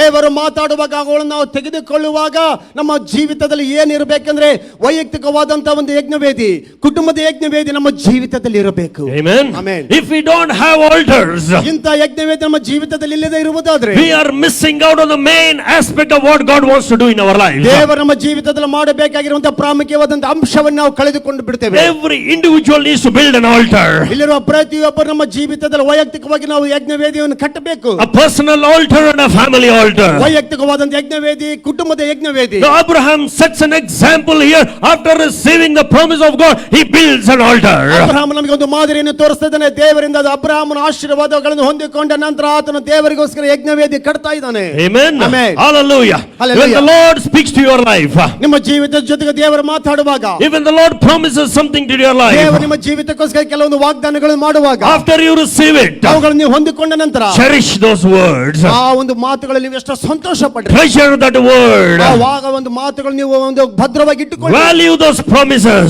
ಆ ವಾಗ್ದಾನಗಳು ನೀವು ಎಷ್ಟು ಬೆಲೆ ಕೊಡ್ರಿ. And in response, build an altar to God. ಅದಕ್ಕೆ ಪ್ರತಿಕ್ರಿಯೆಯಾಗಿ ನೀವು ದೇವರಿಗೋಸ್ಕರ ಯಜ್ಞವೇದಿಯನ್ನು ಕಟ್ರಿ. Amen. Amen. See, whenever you receive the promise of God, ಯಾವಾಗ ನೀವು ದೇವರ ವಾಕ್ಯಗಳನ್ನು ಸ್ವೀಕರಿಸ್ತೀರೋ, number one, we need to receive it by faith. ಮೊದಲನೇದಾಗಿ ವಿಶ್ವಾಸದಿಂದ ಅವುಗಳನ್ನು ನಾವು ಸ್ವೀಕರಿಸಬೇಕು. And we need to pray over the promises. ಎರಡನೇದಾಗಿ ದೇವರು ಮಾಡಿದಂತಹ ವಾಗ್ದಾನಗಳಿಗೋಸ್ಕರ ನಾವು ಪ್ರಾರ್ಥನೆ ಮಾಡ್ತಾನೇ ಹೋಗ್ಬೇಕು. Amen. Amen. We need to pray over the promises. ಆ ವಾಗ್ದಾನಗಳಿಗೋಸ್ಕರ ನಾವು ದೇವರ ಹತ್ರ ಪ್ರಾರ್ಥನೆ ಮಾಡ್ತಾನೆ And ಇರಬೇಕು. number three, we need to prepare for the promise. ಮೂರನೇದಾಗಿ ಆ ವಾಗ್ದಾನಗಳಿಗೋಸ್ಕರ ನಮ್ಮನ್ನು ನಾವು ಸಿದ್ಧ ಮಾಡಿಕೊಳ್ಳಬೇಕು. That is how we work on the promises of God through the altar. ಆ ರೀತಿಯಾಗಿ ನಾವು ದೇವರ ವಾಗ್ದಾನಗಳನ್ನು ವೇದಿಕೆಯ ಹತ್ರ, ಯಜ್ಞ ವೇದಿ ಹತ್ರ ನಾವು ಅದನ್ನು ತೆಗೆದುಕೊಂಡು ಬರುವುದಕ್ಕೆ ಸಾಧ್ಯ. We don't pray, ನಾವು ಪ್ರಾರ್ಥಿಸದೇ we ಇದ್ರೆ, don't prepare, ನಾವು ನಮ್ಮನ್ನು ನಾವು ಸಿದ್ಧ ಮಾಡಿಕೊಳ್ಳದೆ ಇದ್ರೆ, a prophecy ಮಾಡೋಗನ false prophet. ನಾವು ಅಂದ್ಕೊಂತೀವಿ ನಮ್ಮ ಜೀವಿತದಲ್ಲಿ ಏನೇನೋ ವಾಗ್ದಾನ ಆಯ್ತು, ಆದ್ರೆ ಯಾವ್ದು ನೆರವೇರಲಿಲ್ಲ, ಸುಳ್ಳು ಪ್ರವಾದಿ, ಹಂಗೆ ಹಿಂಗೆ ಎಂಬುದಾಗಿ ನಾವು ಹೇಳ್ತೇವೆ. But my question is, have you received the promise? ಆದರೆ ನೀವು ಒಂದು ವಾಗ್ದಾನಗಳು ನೀವು ಸ್ವೀಕರಿಸಿದ್ದೀರಾ?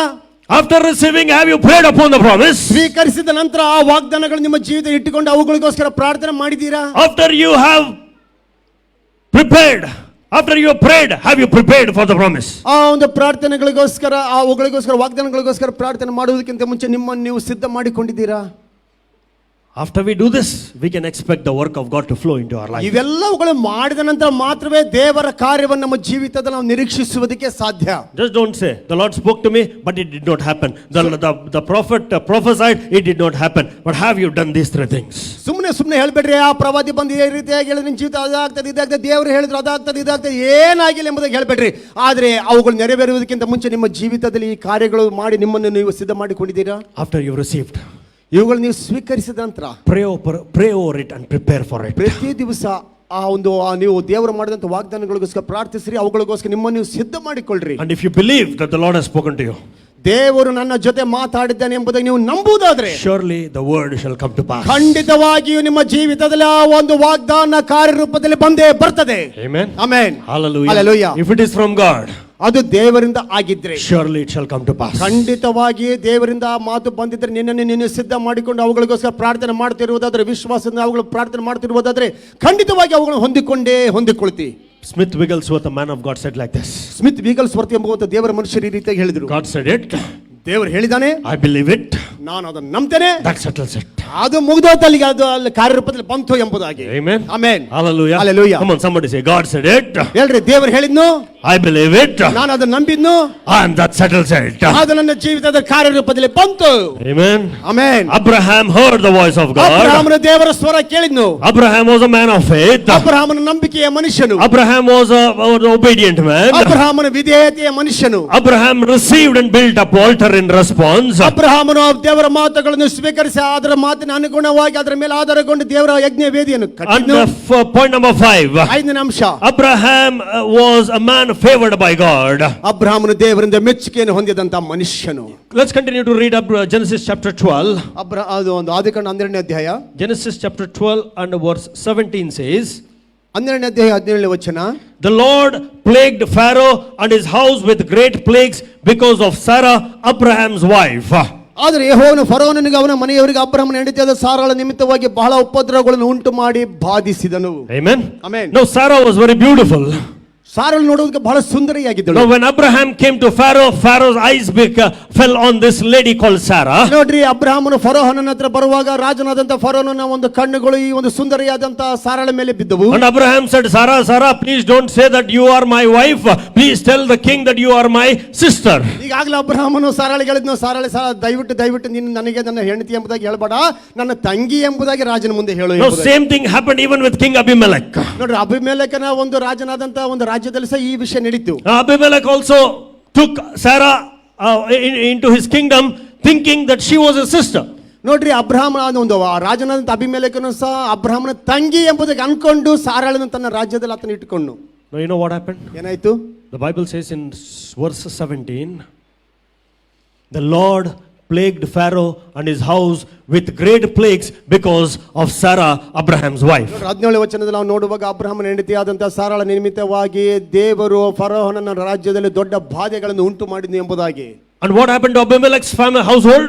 ಅಲ್ಲಿ ಅಬಿಮೆಲೆಕನ ಒಂದು ರಾಜ್ಯದಲ್ಲಿ ಮನೆಯಲ್ಲಿ ಸಹ ಏನಾಯ್ತು? All the wombs in Abimelech's household, the kingdom was shut because of Sarah. ಆತನ ರಾಜ್ಯದಲ್ಲಿರುವಂತಹ ಒಂದು ಮನೆಯಲ್ಲಿರುವಂತ ಎಲ್ಲಾ ಹೆಣ್ಣು ಮಕ್ಕಳ ಗರ್ಭವನ್ನು ಸಾರಳ ನಿಮಿತ್ತವಾಗಿ ದೇವರು ಮುಚ್ಚಿ ಹಾಕಿಬಿಟ್ನು. And you know what happened? ಏನಾಯ್ತು?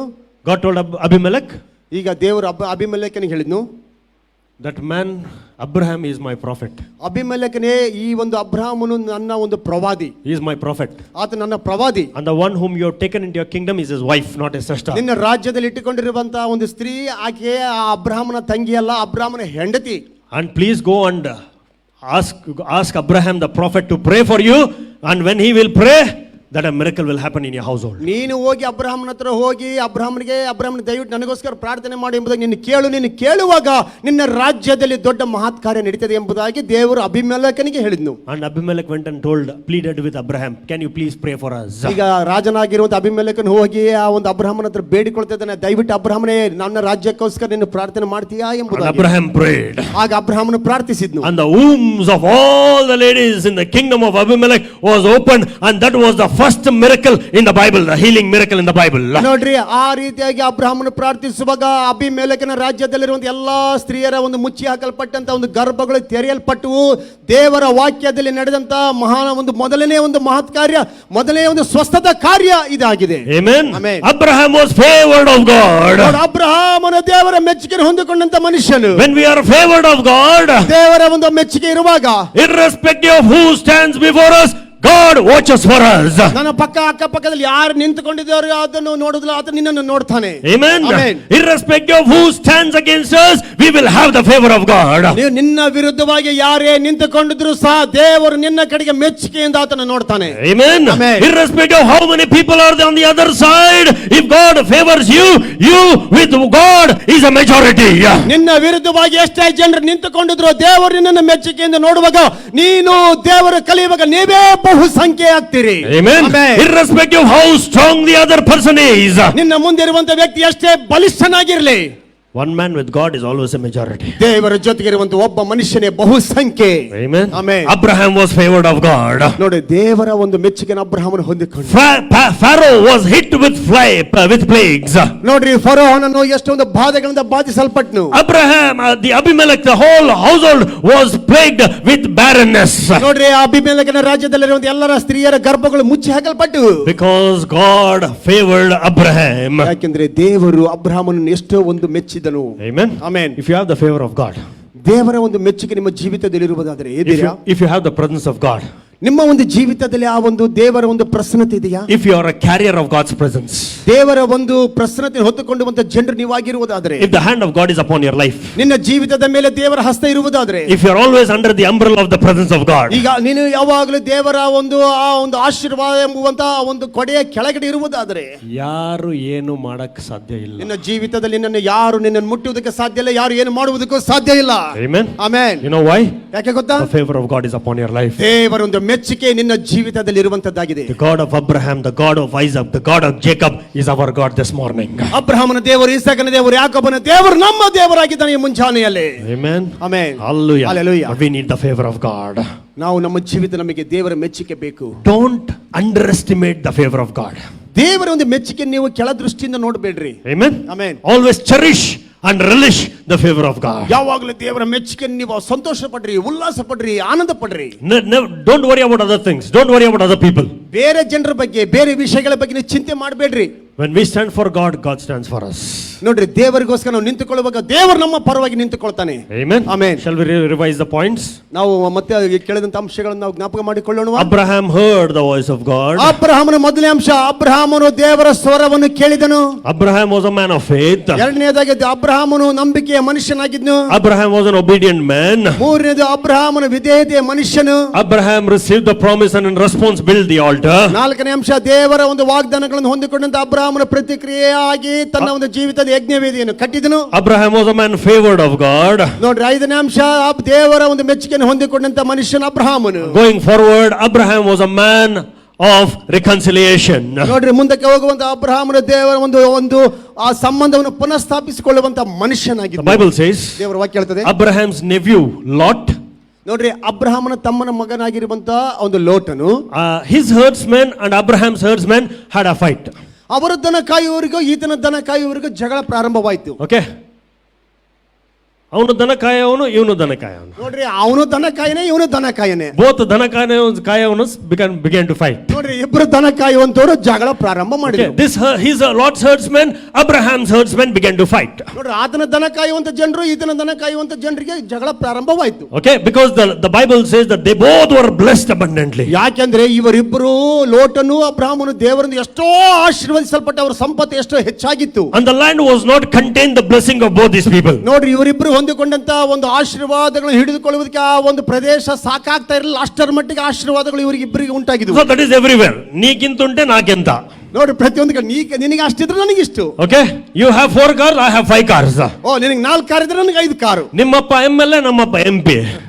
ನಿಮ್ಮಪ್ಪ MLA, ನಮ್ಮಪ್ಪ MP. Okay, most of the time this is what happens in the world. ಈ ಲೋಕದಲ್ಲಿ ಎಷ್ಟೋ ಸರಿ ಇಂಥ ಸಂಗತಿಗಳು ನಡೀತವೆ. Oh, you have 5 acres of land, I have 15 acres of land. ನಿನಗೆ 5 ಎಕರೆ ಹೊಲ ಇದೆ, ನನಗೆ 15 ಎಕರೆ ಹೊಲ. So there will be my people, his people. ಅಲ್ಲಿ ನನ್ನ ಜನರು, ಇಲ್ಲಿ ನಿಮ್ಮ ಜನರು. శశన్న మనుషులు ముత్తన్న మనుషులు కొట్లాడుకున్నారంట. శశన్న స్ట్రాంగ్ అంట. ಶಶನ ಮನುಷ್ಯರು, ಮುತ್ತಣ ಮನುಷ್ಯರು ಒಂದು ಹೊಡೆದಾಡ್ಕೊಂಡ್ರಂತೆ. ಅದ್ರಲ್ಲಿ ಮುತ್ತಣ ಮನುಷ್ಯ ಬಹಳ ಸ್ಟ್ರಾಂಗ್ ಅಂತೆ. ಇಲ್ಲಿ ಸೇಮ್ ಥಿಂಗ್ ಹ್ಯಾಪೆಂಡ್. ಅದೇ ಸಂಗತಿಲ್ಲ ಆಯ್ತು. అబ్రహాం మనుషులు, లోటు మనుషులు. ಅಬ್ರಹಾಮನ ಜನರು, ಲೋಟನ ಜನರು. But Abraham was a man of reconciliation. ಆದರೆ ಅಬ್ರಹಾಮನು ತನ್ನ ಸಂಬಂಧವನ್ನು ಯಾವತ್ತೂ ಪುನರ್ಸ್ಥಾಪಿಸಿಕೊಳ್ಳುವಂತ ಮನುಷ್ಯನಾಗಿದ್ನು. Abraham did not say, ಅಬ್ರಹಾಮನ ಈ ರೀತಿಯಾಗಿ ಹೇಳಲಿಲ್ಲ, ఇంకొక నలుగురిని పోయి 4 వేసారంటారా నేను చూసి. ಪೋರ ಹೋಗ್ರ ಇನ್ನೊಂದು 4 ಜನ ಕರ್ಕೊಂಡೋಗಿ ಅವ್ರು 4 ಮಂದಿನ ಹಾಕಿ ಬರ್ರಿ ಅಂತ ಹೇಳಲಿಲ್ಲ. I will sit here, you go, I am here. ಯಾವ ಪೊಲೀಸ್ ಬರ್ಲಿ, ಯಾವ ಮಿನಿಸ್ಟರ್ ಬರ್ತಾನೆ, ನಾನು ನೋಡ್ಕೊಂಡು, ನಾನು ಇಲ್ಲೇ ಕುಳಿತುಕೊಂಡಿರ್ತೀನಿ, ಹೋಗಿ 4 ಮಂದಿನ ಹಾಕಿ ಬರ್ರಿ, ಯಾವ ಪೊಲೀಸ್ ಬರ್ಲಿ, ಯಾವನ್ ಬರ್ಲಿ, ಯಾವನ್ ಬಂದು ನಾನು ನೋಡ್ಕೊಂತೀನಿ ಹೋಗ್ರಿ ಎಂಬುದಾಗಿ ಕಳಿಸ್ಲಿಲ್ಲ. ಕೈಯಾದ್ರೂ ಬೇಕು, ಕಾಲಾದ್ರೂ ಬೇಕು, ಏನನ್ನ ತಗೊಂಡ್ ಬರ್ರಿ ಅವ್ರದ್ದು. ಅವ್ರ ಕೈ ಆಗ್ಲಿ, ಕಾಲಾಗ್ಲಿ, ತಲೆ ಆಗ್ಲಿ, ಏನಾದ್ರೂ ಹಿಡ್ಕೊಂಡು ಕರ್ಕೊಂಡು ತಗೊಂಡ್ ಬರ್ಬೇಕು ನೀವು ಅಂತ ಹೇಳಿಲ್ಲ. Abraham said, the Bible says, ಅಬ್ರಹಾಮನ ಈ ರೀತಿಯಾಗಿ ಹೇಳಿದ್ನು. Abraham went to Lot. ಅಬ್ರಹಾಮನು ಸ್ವತಃ ಲೋಟನ ಹತ್ರ ಹೋದ್ನು. The Bible says in Genesis chapter 13 and verse 8. ನೋಡ್ರಿ, ಆದಿಕಾಂಡ 13ನೇ ಅಧ್ಯಾಯ 8ನೇ ವಚನ ದೇವರ ವಾಕ್ಯ ಹೇಳ್ತದೆ. He said, ಆತನು ಹೇಳಿದ್ನು, Lot, ಲೋಟನೇ, let there not be any strife between you and me. ನನಗೂ ನಿನ್ನ ಮಧ್ಯದಲ್ಲಿ ಯಾವುದೇ ಒಂದು ಹೊಡೆದಾಟ ಜಗಳ ಬೇಡ. For your herdsmen, between your herdsmen and my herdsmen. ನಿನ್ನ ದನ ಕಾಯುವವರ ಮಧ್ಯೆ ನನ್ನ ದನ ಕಾಯುವವರ ಮಧ್ಯೆ ಜಗಳ ಬೇಡ. You know what he says? For we are brethren. ಅದನ್ನ ಹೇಳ್ತಾ ಇದ್ದ, ನಾವಿಬ್ರು ಸಹೋದರರಲ್ವಾ. Amen. So let us not fight. ನಾವಿಬ್ರು ಹೊಡೆದಾಡುವುದು ಬೇಡ. Isn't the whole land before you? ನಿನ್ನ ಮುಂದೆ ಲೋಟನೆ ಇಡೀ ಪ್ರದೇಶ ಇದೆ. See, whatever land you want, you take it and I will go the opposite way. ಲೋಟನೆ, ನಿನಗೆ ನೋಡಪ್ಪ, ನಿನಗೆ ಯಾವ ಪ್ರದೇಶ ಬೇಕಾ ತಕ್ಕೋ, ನೀನು ತಕ್ಕೊಂಡ ನಂತರ ಅದಕ್ಕೆ ವಿರುದ್ಧವಾಗಿ ನಾನು ಹೋಗ್ತೇನೆ ಎಂಬುದಾಗಿ. Abraham was a man of reconciliation. ಅಬ್ರಹಾಮನು ಆತನು ಪುನರ್ಸ್ಥಾಪಿಸಿಕೊಳ್ಳುವಂತ ಮನುಷ್ಯನು. He was a calm man. ಆತನು ಬಹಳ ಒಂದು ಆರಾಮವಾಗಿರುವಂತಹ ಮನುಷ್ಯನು, ಸಮಾಧಾನದ He ಮನುಷ್ಯನು. did not begin to jump. ಆತನು ಅದು ಕುಣಿಯುವಂತ ಮನುಷ್ಯನಲ್ಲ. ಕೊಟ್ರ ಅವನ್ನ ಚೂಸ್ತಾನೆ, ಹೊಡ್ರೆ ಅವ್ನು ನೋಡ್ತೀನಿ, ಒಂದು ಕೈ ನೋಡ್ತೀನಿ. Abraham said, ಅಬ್ರಹಾಮನ ಈ ರೀತಿ ಹೇಳಿದ್ನು, let there be no strife, no fight between you and me. ನನ್ನ ನಿನ್ನ ಮಧ್ಯದಲ್ಲಿ ಜಗಳ ಬೇಡ ಲೋಟನೆ. Amen. Amen. The Bible says in Matthew chapter 5, the Beatitudes, blessed are the peacemakers, for they shall see God. ನೋಡ್ರಿ, ಮತ್ತಾಯ 5ನೇ ಒಂದು ಅಧ್ಯಾಯದಲ್ಲಿ ದೇವರ ವಾಕ್ಯ ಹೇಳ್ತದೆ, ಸಮಾಧಾನ ಪಡಿಸುವಂತವರು ಧನ್ಯ, ಅವರು ದೇವರ ಮಕ್ಕಳು ಎಂಬುದಾಗಿ ಅನಿಸಿಕೊಳ್ತಾರೆ ಎಂಬುದಾಗಿ. Amen. Amen. Hallelujah. Hallelujah. If you know somebody is fighting, ಯಾರಾದರೂ ಹೊಡೆದಾಡುವುದು ನೀವು ನೋಡುವಾಗ, ಕೇಳುವಾಗ, be the first to intervene and make peace. ನೀವು ಅಲ್ಲಿ ಪ್ರವೇಶ ಮಾಡಿ ಅಲ್ಲಿ ಸಮಾಧಾನ ಉಂಟು ಮಾಡ್ರಿ. Don't go and add masala. ನೋಡ್ರಿ, ಆ ಜಗಳ ನಡೀತಿರುವಂತ ಜಗಳಕ್ಕೆ ನೀವು ಹೋಗಿ ಮಸಾಲೆ ಹಾಕಿ ಪೆಟ್ರೋಲ್ ಹಾಕ್ಬೇಡಿ. ಅವನಷ್ಟೇ ಅಲ್ಲ, ಇರ್ಲಿ. Be a constructor, ನೀವು not a destructor. ಕಟ್ಟುವಂತರಾಗ್ರೆ ಹೊರತು ಅಲ್ಲಿ ಕೆಡುವಂತರಾಗಬೇಡ್ರಿ. Amen. Amen. God has called us for a ministry of reconciliation. ದೇವರು ನಮ್ಮನ್ನು ಕಟ್ಟುವಂತ ಸೇವೆಗೆ ಕರೆದಿದ್ದಾನೆ ಹೊರತು ಕೆಡುವಂತ ಸೇವೆಗೆ ನಮ್ಮನ್ನು ಕರೆದಿಲ್ಲ. Amen. Amen. Irrespective of who we are, ನೀನು ಯಾರೇ ಆಗಿರಲಿ, irrespective of whom you see fighting, ಯಾರನ್ನೇ ನೀನು ನೋಡ್ಲಿ ಹೊಡೆದಾಡುವಂತದ್ದನ್ನು, be a peacemaker. ನೀನು ಅಲ್ಲಿ ಹೋಗಿ ಅದರ ಮಧ್ಯದಲ್ಲಿ ನೀನು ಸಮಾಧಾನವನ್ನು ಉಂಟು ಮಾಡುವಂತ ಮನುಷ್ಯನಾಗು. Amen. For blessed are the peacemakers, for they shall see God. ನೋಡ್ರಿ, ಸಮಾಧಾನ ಪಡಿಸುವಂತ ಮನುಷ್ಯರು ಧನ್ಯರು, ಅಂತವರು ದೇವರನ್ನೇ ನೋಡ್ತಾರೆ. Look into the eyes of your neighbor and tell them. ನಿನ್ನ ಪಕ್ಕದಲ್ಲಿರುವವರ ಕಣ್ಣುಗಳ ಕಡೆ ನೀನು ನೋಡಿ ಹೇಳು. Come on, look into their eyes. ನೋಡಿ ಹೇಳ್ರಿ. Deep, ಕಣ್ಣಿಟ್ಟು ನೋಡ್ಬೇಕು. ಕಣ್ಣಿಟ್ಟು ನೋಡಿ ಹೇಳ್ರಿ. Tell them. ಅವ್ರಿಗೆ ಹೇಳ್ರಿ, be a peacemaker. ನೀನು ಸಮಾಧಾನ ಮಾಡುವಂತ ಮನುಷ್ಯನಾಗು. Arre, look to your neighbor, not me. ನಮ್ಮ ಕಡೆ ನೋಡ್ಬೇಡ್ರಿ, ಅವ್ರ ಕಡೆ ನೋಡ್ರಿ. Look to your neighbor and tell them, be a peacemaker. ನೀನು ಸಮಾಧಾನ ಉಂಟು ಮಾಡುವಂತ ವ್ಯಕ್ತಿಯಾಗು. For you shall see God. ಹಾಗೆ ಮಾಡುವಾಗ ನೀನು ದೇವರನ್ನೇ ನೋಡುತ್ತಿ. Amen. Amen. Hallelujah. Hallelujah. We need to be peacemakers. ನಾವು ಸಮಾಧಾನವನ್ನು ಉಂಟು ಮಾಡುವಂತ ವ್ಯಕ್ತಿಗಳಾಗಬೇಕು. People of God, we are called to build. We are not called to destroy. ದೇವರ ಮಕ್ಕಳೇ, ನಾವು ಕಟ್ಟುವುದಕ್ಕೋಸ್ಕರ ಕರೆಯಲ್ಪಟ್ಟಿದ್ದೇವೆ ಹೊರತು ನಾಶ ಮಾಡುವುದಕ್ಕೋಸ್ಕರ ಕರೆಯಲ್ಪಟ್ಟಿಲ್ಲ. The Bible says in John chapter 10 and verse 10, the work of the devil is to kill, steal and destroy. And when we become destroyers, we belong to the family of the evil one. ನೋಡ್ರಿ, ಯೋಹನ 10ನೇ ವಚನದಲ್ಲಿ ಸೈತಾನನನ್ನು ಕಳುವು ಮಾಡುವುದಕ್ಕೆ, ಹಾಳು ಮಾಡುವುದಕ್ಕೆ, ಕದ್ದುಕೊಳ್ಳುವುದಕ್ಕೆ ಕರೆಯಲ್ಪಟ್ಟಿದ್ದಾನೆ. ಒಂದು ವೇಳೆ ನಾವು ಕೆಡವಲ್ಪಡುವಂತ ಜನರಾದ್ರೆ ನಾವು ಸಹ ಸೈತಾನನ ಮಕ್ಕಳಾಗ್ತೇವೆ. Amen. Amen. Hallelujah. Hallelujah. Let us be peacemakers. ಅದಕ್ಕೋಸ್ಕರ ನಾವು ಸಮಾಧಾನ ಉಂಟು ಮಾಡುವಂತ ಜನರಾಗೋಣ. Let us not behave like children. ನಾವು ಮಕ್ಕಳ ಹಾಗೆ ಒಂದು ವರ್ತಿಸುವುದು ಬೇಡ. One pastor, another pastor ಕಟ್ಟಿ. ಒಂದು ಪಾಸ್ಟರ್ ಇನ್ನೊಬ್ಬ ಪಾಸ್ಟರ್ ಟೂ ಬಿಡ್ತಾರಂತೆ. ಮಿನಿಸ್ಟ್ರಿಯಲ್ಲಿ ಮಸ್ತ್ ನಡೀತದೆ ಇಂಥವು. ಸೇವೆಯಲ್ಲಿ ಭಾಳ ನಡೀತೀವ್ರಿ. ಒಬ್ಬ ಪಾಸ್ಟರ್ ಒಬ್ಬರು ಇನ್ನೊಬ್ಬ ಪಾಸ್ಟರ್ ಟೂ ಬಿಡ್ತಾರೆ. ವಾಡೆಟ್ಲ ಪಾಸ್ಟರ್ ನಾಗ್ತಿಲ್ದಿ ಅವನೆಂತ ಪಾಸ್ಟರ್ ನನಗೆ ಗೊತ್ತಿಲ್ಲ. What are we trying to prove in the kingdom of God?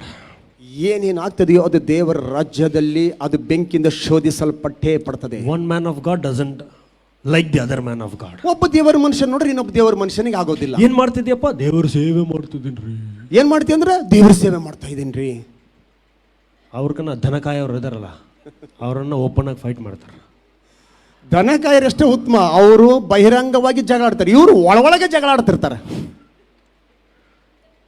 B a peace maker. ಅದಕ್ಕೋಸ್ಕರ ನಾವು ಸಮಾಧಾನವನ್ನು ಉಂಟು ಮಾಡುವಂತ ಜನರು ನಾವು ಆಗ್ಬೇಕು. Hold the hand of your neighbour like this. ನಿಮ್ಮ ಒಂದು ಪಕ್ಕದಲ್ಲಿ ಕೈಯನ್ನು ಈ ರೀತಿಯಾಗಿ ಹಿಡಿದು ಹೇಳ್ರಿ, tell them be a peace maker. ನೀನು ಸಮಾಧಾನವನ್ನು ಉಂಟು ಮಾಡುವಂತ ವ್ಯಕ್ತಿಯಾಗು ಎಂಬುದಾಗಿ. Amen, amen, hallelujah, hallelujah. ನೀನು ಸಮಾಧಾನವಾದ ವ್ಯಕ್ತಿ ಆಗು. ನೀನು ಸಮಾಧಾನ ಉಂಟು ಮಾಡುವ ವ್ಯಕ್ತಿಯಾಗು. Amen, hallelujah, hallelujah, hallelujah, hallelujah. Let us not add masala. ನಾವು ಇರುವಂತ ಪರಿಸ್ಥಿತಿಗಳಿಗೆ ಮಸಾಲ ಹಾಕುವಂತ ಜನರಾಗುವುದು ಬೇಡ. Let us be peace makers. ನಾವು ಇರುವಂತ ಪರಿಸ್ಥಿತಿಯಲ್ಲಿ ನಾವು ಸಮಾಧಾನವನ್ನು ಉಂಟು ಮಾಡುವಂತ ಮನುಷ್ಯರಾಗೋಣ. ಅಬ್ರಹಾಂ ಸೆಡ್, ಅಬ್ರಾಮನ್ ಹೇಳಿದ್ನು, the land is before you. ನೋಡಿ ಲೋಡ್ನೆ ಪ್ರದೇಶ, ಎಲ್ಲ ಪ್ರದೇಶ ನಿನ್ ಮುಂದಿದೆಯಪ್ಪ. Whatever you want, you take. ಏನ್ ಬೇಕಾದ್ರೆ ನೀನ್ ತಕೋ. And whatever you take, the opposite I'll take. ನೀನು ಏನ್ ತಕೊಂತೀಯ, ನೀನ್ ಬಿಟ್ಟಿದ್ದನ್ನು ನಾನು ತಕೊಂತೀನಿ. So Lot looked. Wow. ಆಗ ಲೋಟ ನೋಡ್ತಾ ಇದ್ದಾನೆ, ವಾ, ತನ್ನ ಎದುರಿಗೆ ನೋಡ್ತಾ ಇದ್ದಾನೆ. Well watered land before me. ಓ, ನನ್ನ ಎದುರಿಗೆ ಎಷ್ಟು ಫಲವತ್ತಾದಂತಹ ಒಂದು ಪ್ರದೇಶ ಇದೆ. ನಾನು ಇದೇ ತಗೊಂತೇನೆ. ನಾನು ಈ ಪ್ರದೇಶನೇ ತಗೊಂತೀನಿ. Wow, what a well watered land. ಓ, ಎಷ್ಟು ಫಲವತ್ತಾಗಿರುವಂತಹ ನೀರಾವರಿಯ ಭೂಮಿ ಇದು. That fellow did not load. That was what is called as Sodom and Gomorrah. ಆದ್ರೆ ಈ ಲೋಟನ್ಗೆ ಗೊತ್ತಿಲ್ಲ, ನೀರು ಫಲವತ್ತಾದ ಭೂಮಿಯ ಹಿಂದೆ ಸೋದೋಮ್ ಗೋಮೋರ ಪ್ರದೇಶ ಇದೆ ಎಂಬುದಾಗಿ. ಮುಂದೆ ನೋಡ್ತಾ ಇದ್ದಾನೆ, ಕಣ್ಣು ದೃಷ್ಟಿಯಿಂದ ನೋಡ್ತಾ ಇದ್ದಾನೆ. ವಾವ್ ಎಂಬುದಾಗಿ ನೋಡೋದು ಏನ್ ಚೆನ್ನಾಗಿ ಕಾಣ್ತದೆ ಅದು ಬೇಕು. ಏನ್ ಚೆನ್ನಾಗಿ ಕಾಣ್ತದೆ ಅದು ಬೇಕು. All that glitters is not gold. ಹೊಳೆಯುವಂಥದ್ದು ಎಲ್ಲವೂ ಬಂಗಾರ ಅಲ್ರಿ. The fruit was very pleasing to the eyes of Eve. ಅವಳ ಕಣ್ಣಿಗೆ ನೋಡುವಾಗ ಹಣ್ಣು ಬಹಳ ನೋಡುವುದಕ್ಕೆ ಬಹಳ ಸುಂದರವಾಗಿ ಕಾಣ್ತು. Wow. What a beautiful fruit. ಎಷ್ಟು ಸುಂದರವಾಗಿರುವ ಹಣ್ಣು. God told me not to eat it. ದೇವರು ಹೇಳಿದಾನೆ ನನಗೆ ಇದನ್ನು ತಿನ್ನಬೇಡ ಎಂಬುದಾಗಿ. But I can see it. ಆದ್ರೆ ಅದನ್ನು ನೋಡ್ಬೋದಲ್ಲ, ತಿನ್ನಬಾರ್ದಷ್ಟು ನೋಡ್ಬೋದಲ್ಲ. God told me not to eat it, but I can smell it. ದೇವ್ರು ಹೇಳಿದಾನೆ ತಿನ್ನಬಾರ್ದಂತ ಹೇಳೋಣ ಅಷ್ಟೇ ಹೊರತು ಅದನ್ನ ವಾಸನೆ ನೋಡಬಾರ್ದು ಅಂತ ಹೇಳೋಣ. ವಾಸನೆ ನೋಡ್ತೀನಿ, ಎಷ್ಟು ಘಮ ಘಮ ಆಗಿದೆ. God told me not to eat it, but I can taste it. ದೇವ್ರು ಹೇಳಿದಾನೆ ತಿನ್ನಬೇಡ ಅಂತ, ಆದ್ರೆ ಅದನ್ನ ರುಚಿ ನೋಡ್ಬೇಡ ಅಂತ ಹೇಳೋಣ, ಸ್ವಲ್ಪ ರುಚಿ ನೋಡ್ತೀನಿ. ಇಲ್ಲಿ ಕಚ್ಚ, ಆಮೇಲೆ ನಾವು ಕಚ್ಚ. ಇಲ್ಲಿ ಕಚ್ಚಿದ್ಲು, ಜೀವಿತನ ಕಚ್ಚಾಯ್ತು. Lot looked and said, wow, this is the land. ಓ, ಲೋಟ ನೋಡ್ತಾ ಇದ್ದಾನೆ, ಅಬ್ಬಾ ಎಷ್ಟು ಸುಂದರವಾಗಿರುವಂತ ಪ್ರದೇಶ, ಎಷ್ಟು ಬ್ಯೂಟಿಫುಲ್ ಆಯ್ತಲ್ಲ, ಆ ಹುಡುಗಿನೇ ಬೇಕು. ಎಷ್ಟು ಸುಂದರವಾಗಿದ್ದಾಳೆ ಈ ಹುಡುಗಿನೇ ನನಗೆ ಬೇಕು.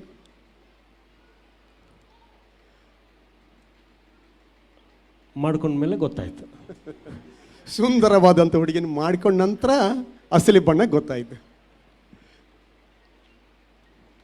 ಆಡಿಸ್ತಲ್ಲ ಆಮೇಲೆ ಪಿಯಾನೋ. ನಿನ್ನ ಜೀವಿತದಲ್ಲಿ ಪಿಯಾನೋ ಗಿಟಾರ್ ಆಡಿಸ್ತಾಳಲ್ಲ, ಅವಾಗ ಗೊತ್ತಾಗ್ತದೆ.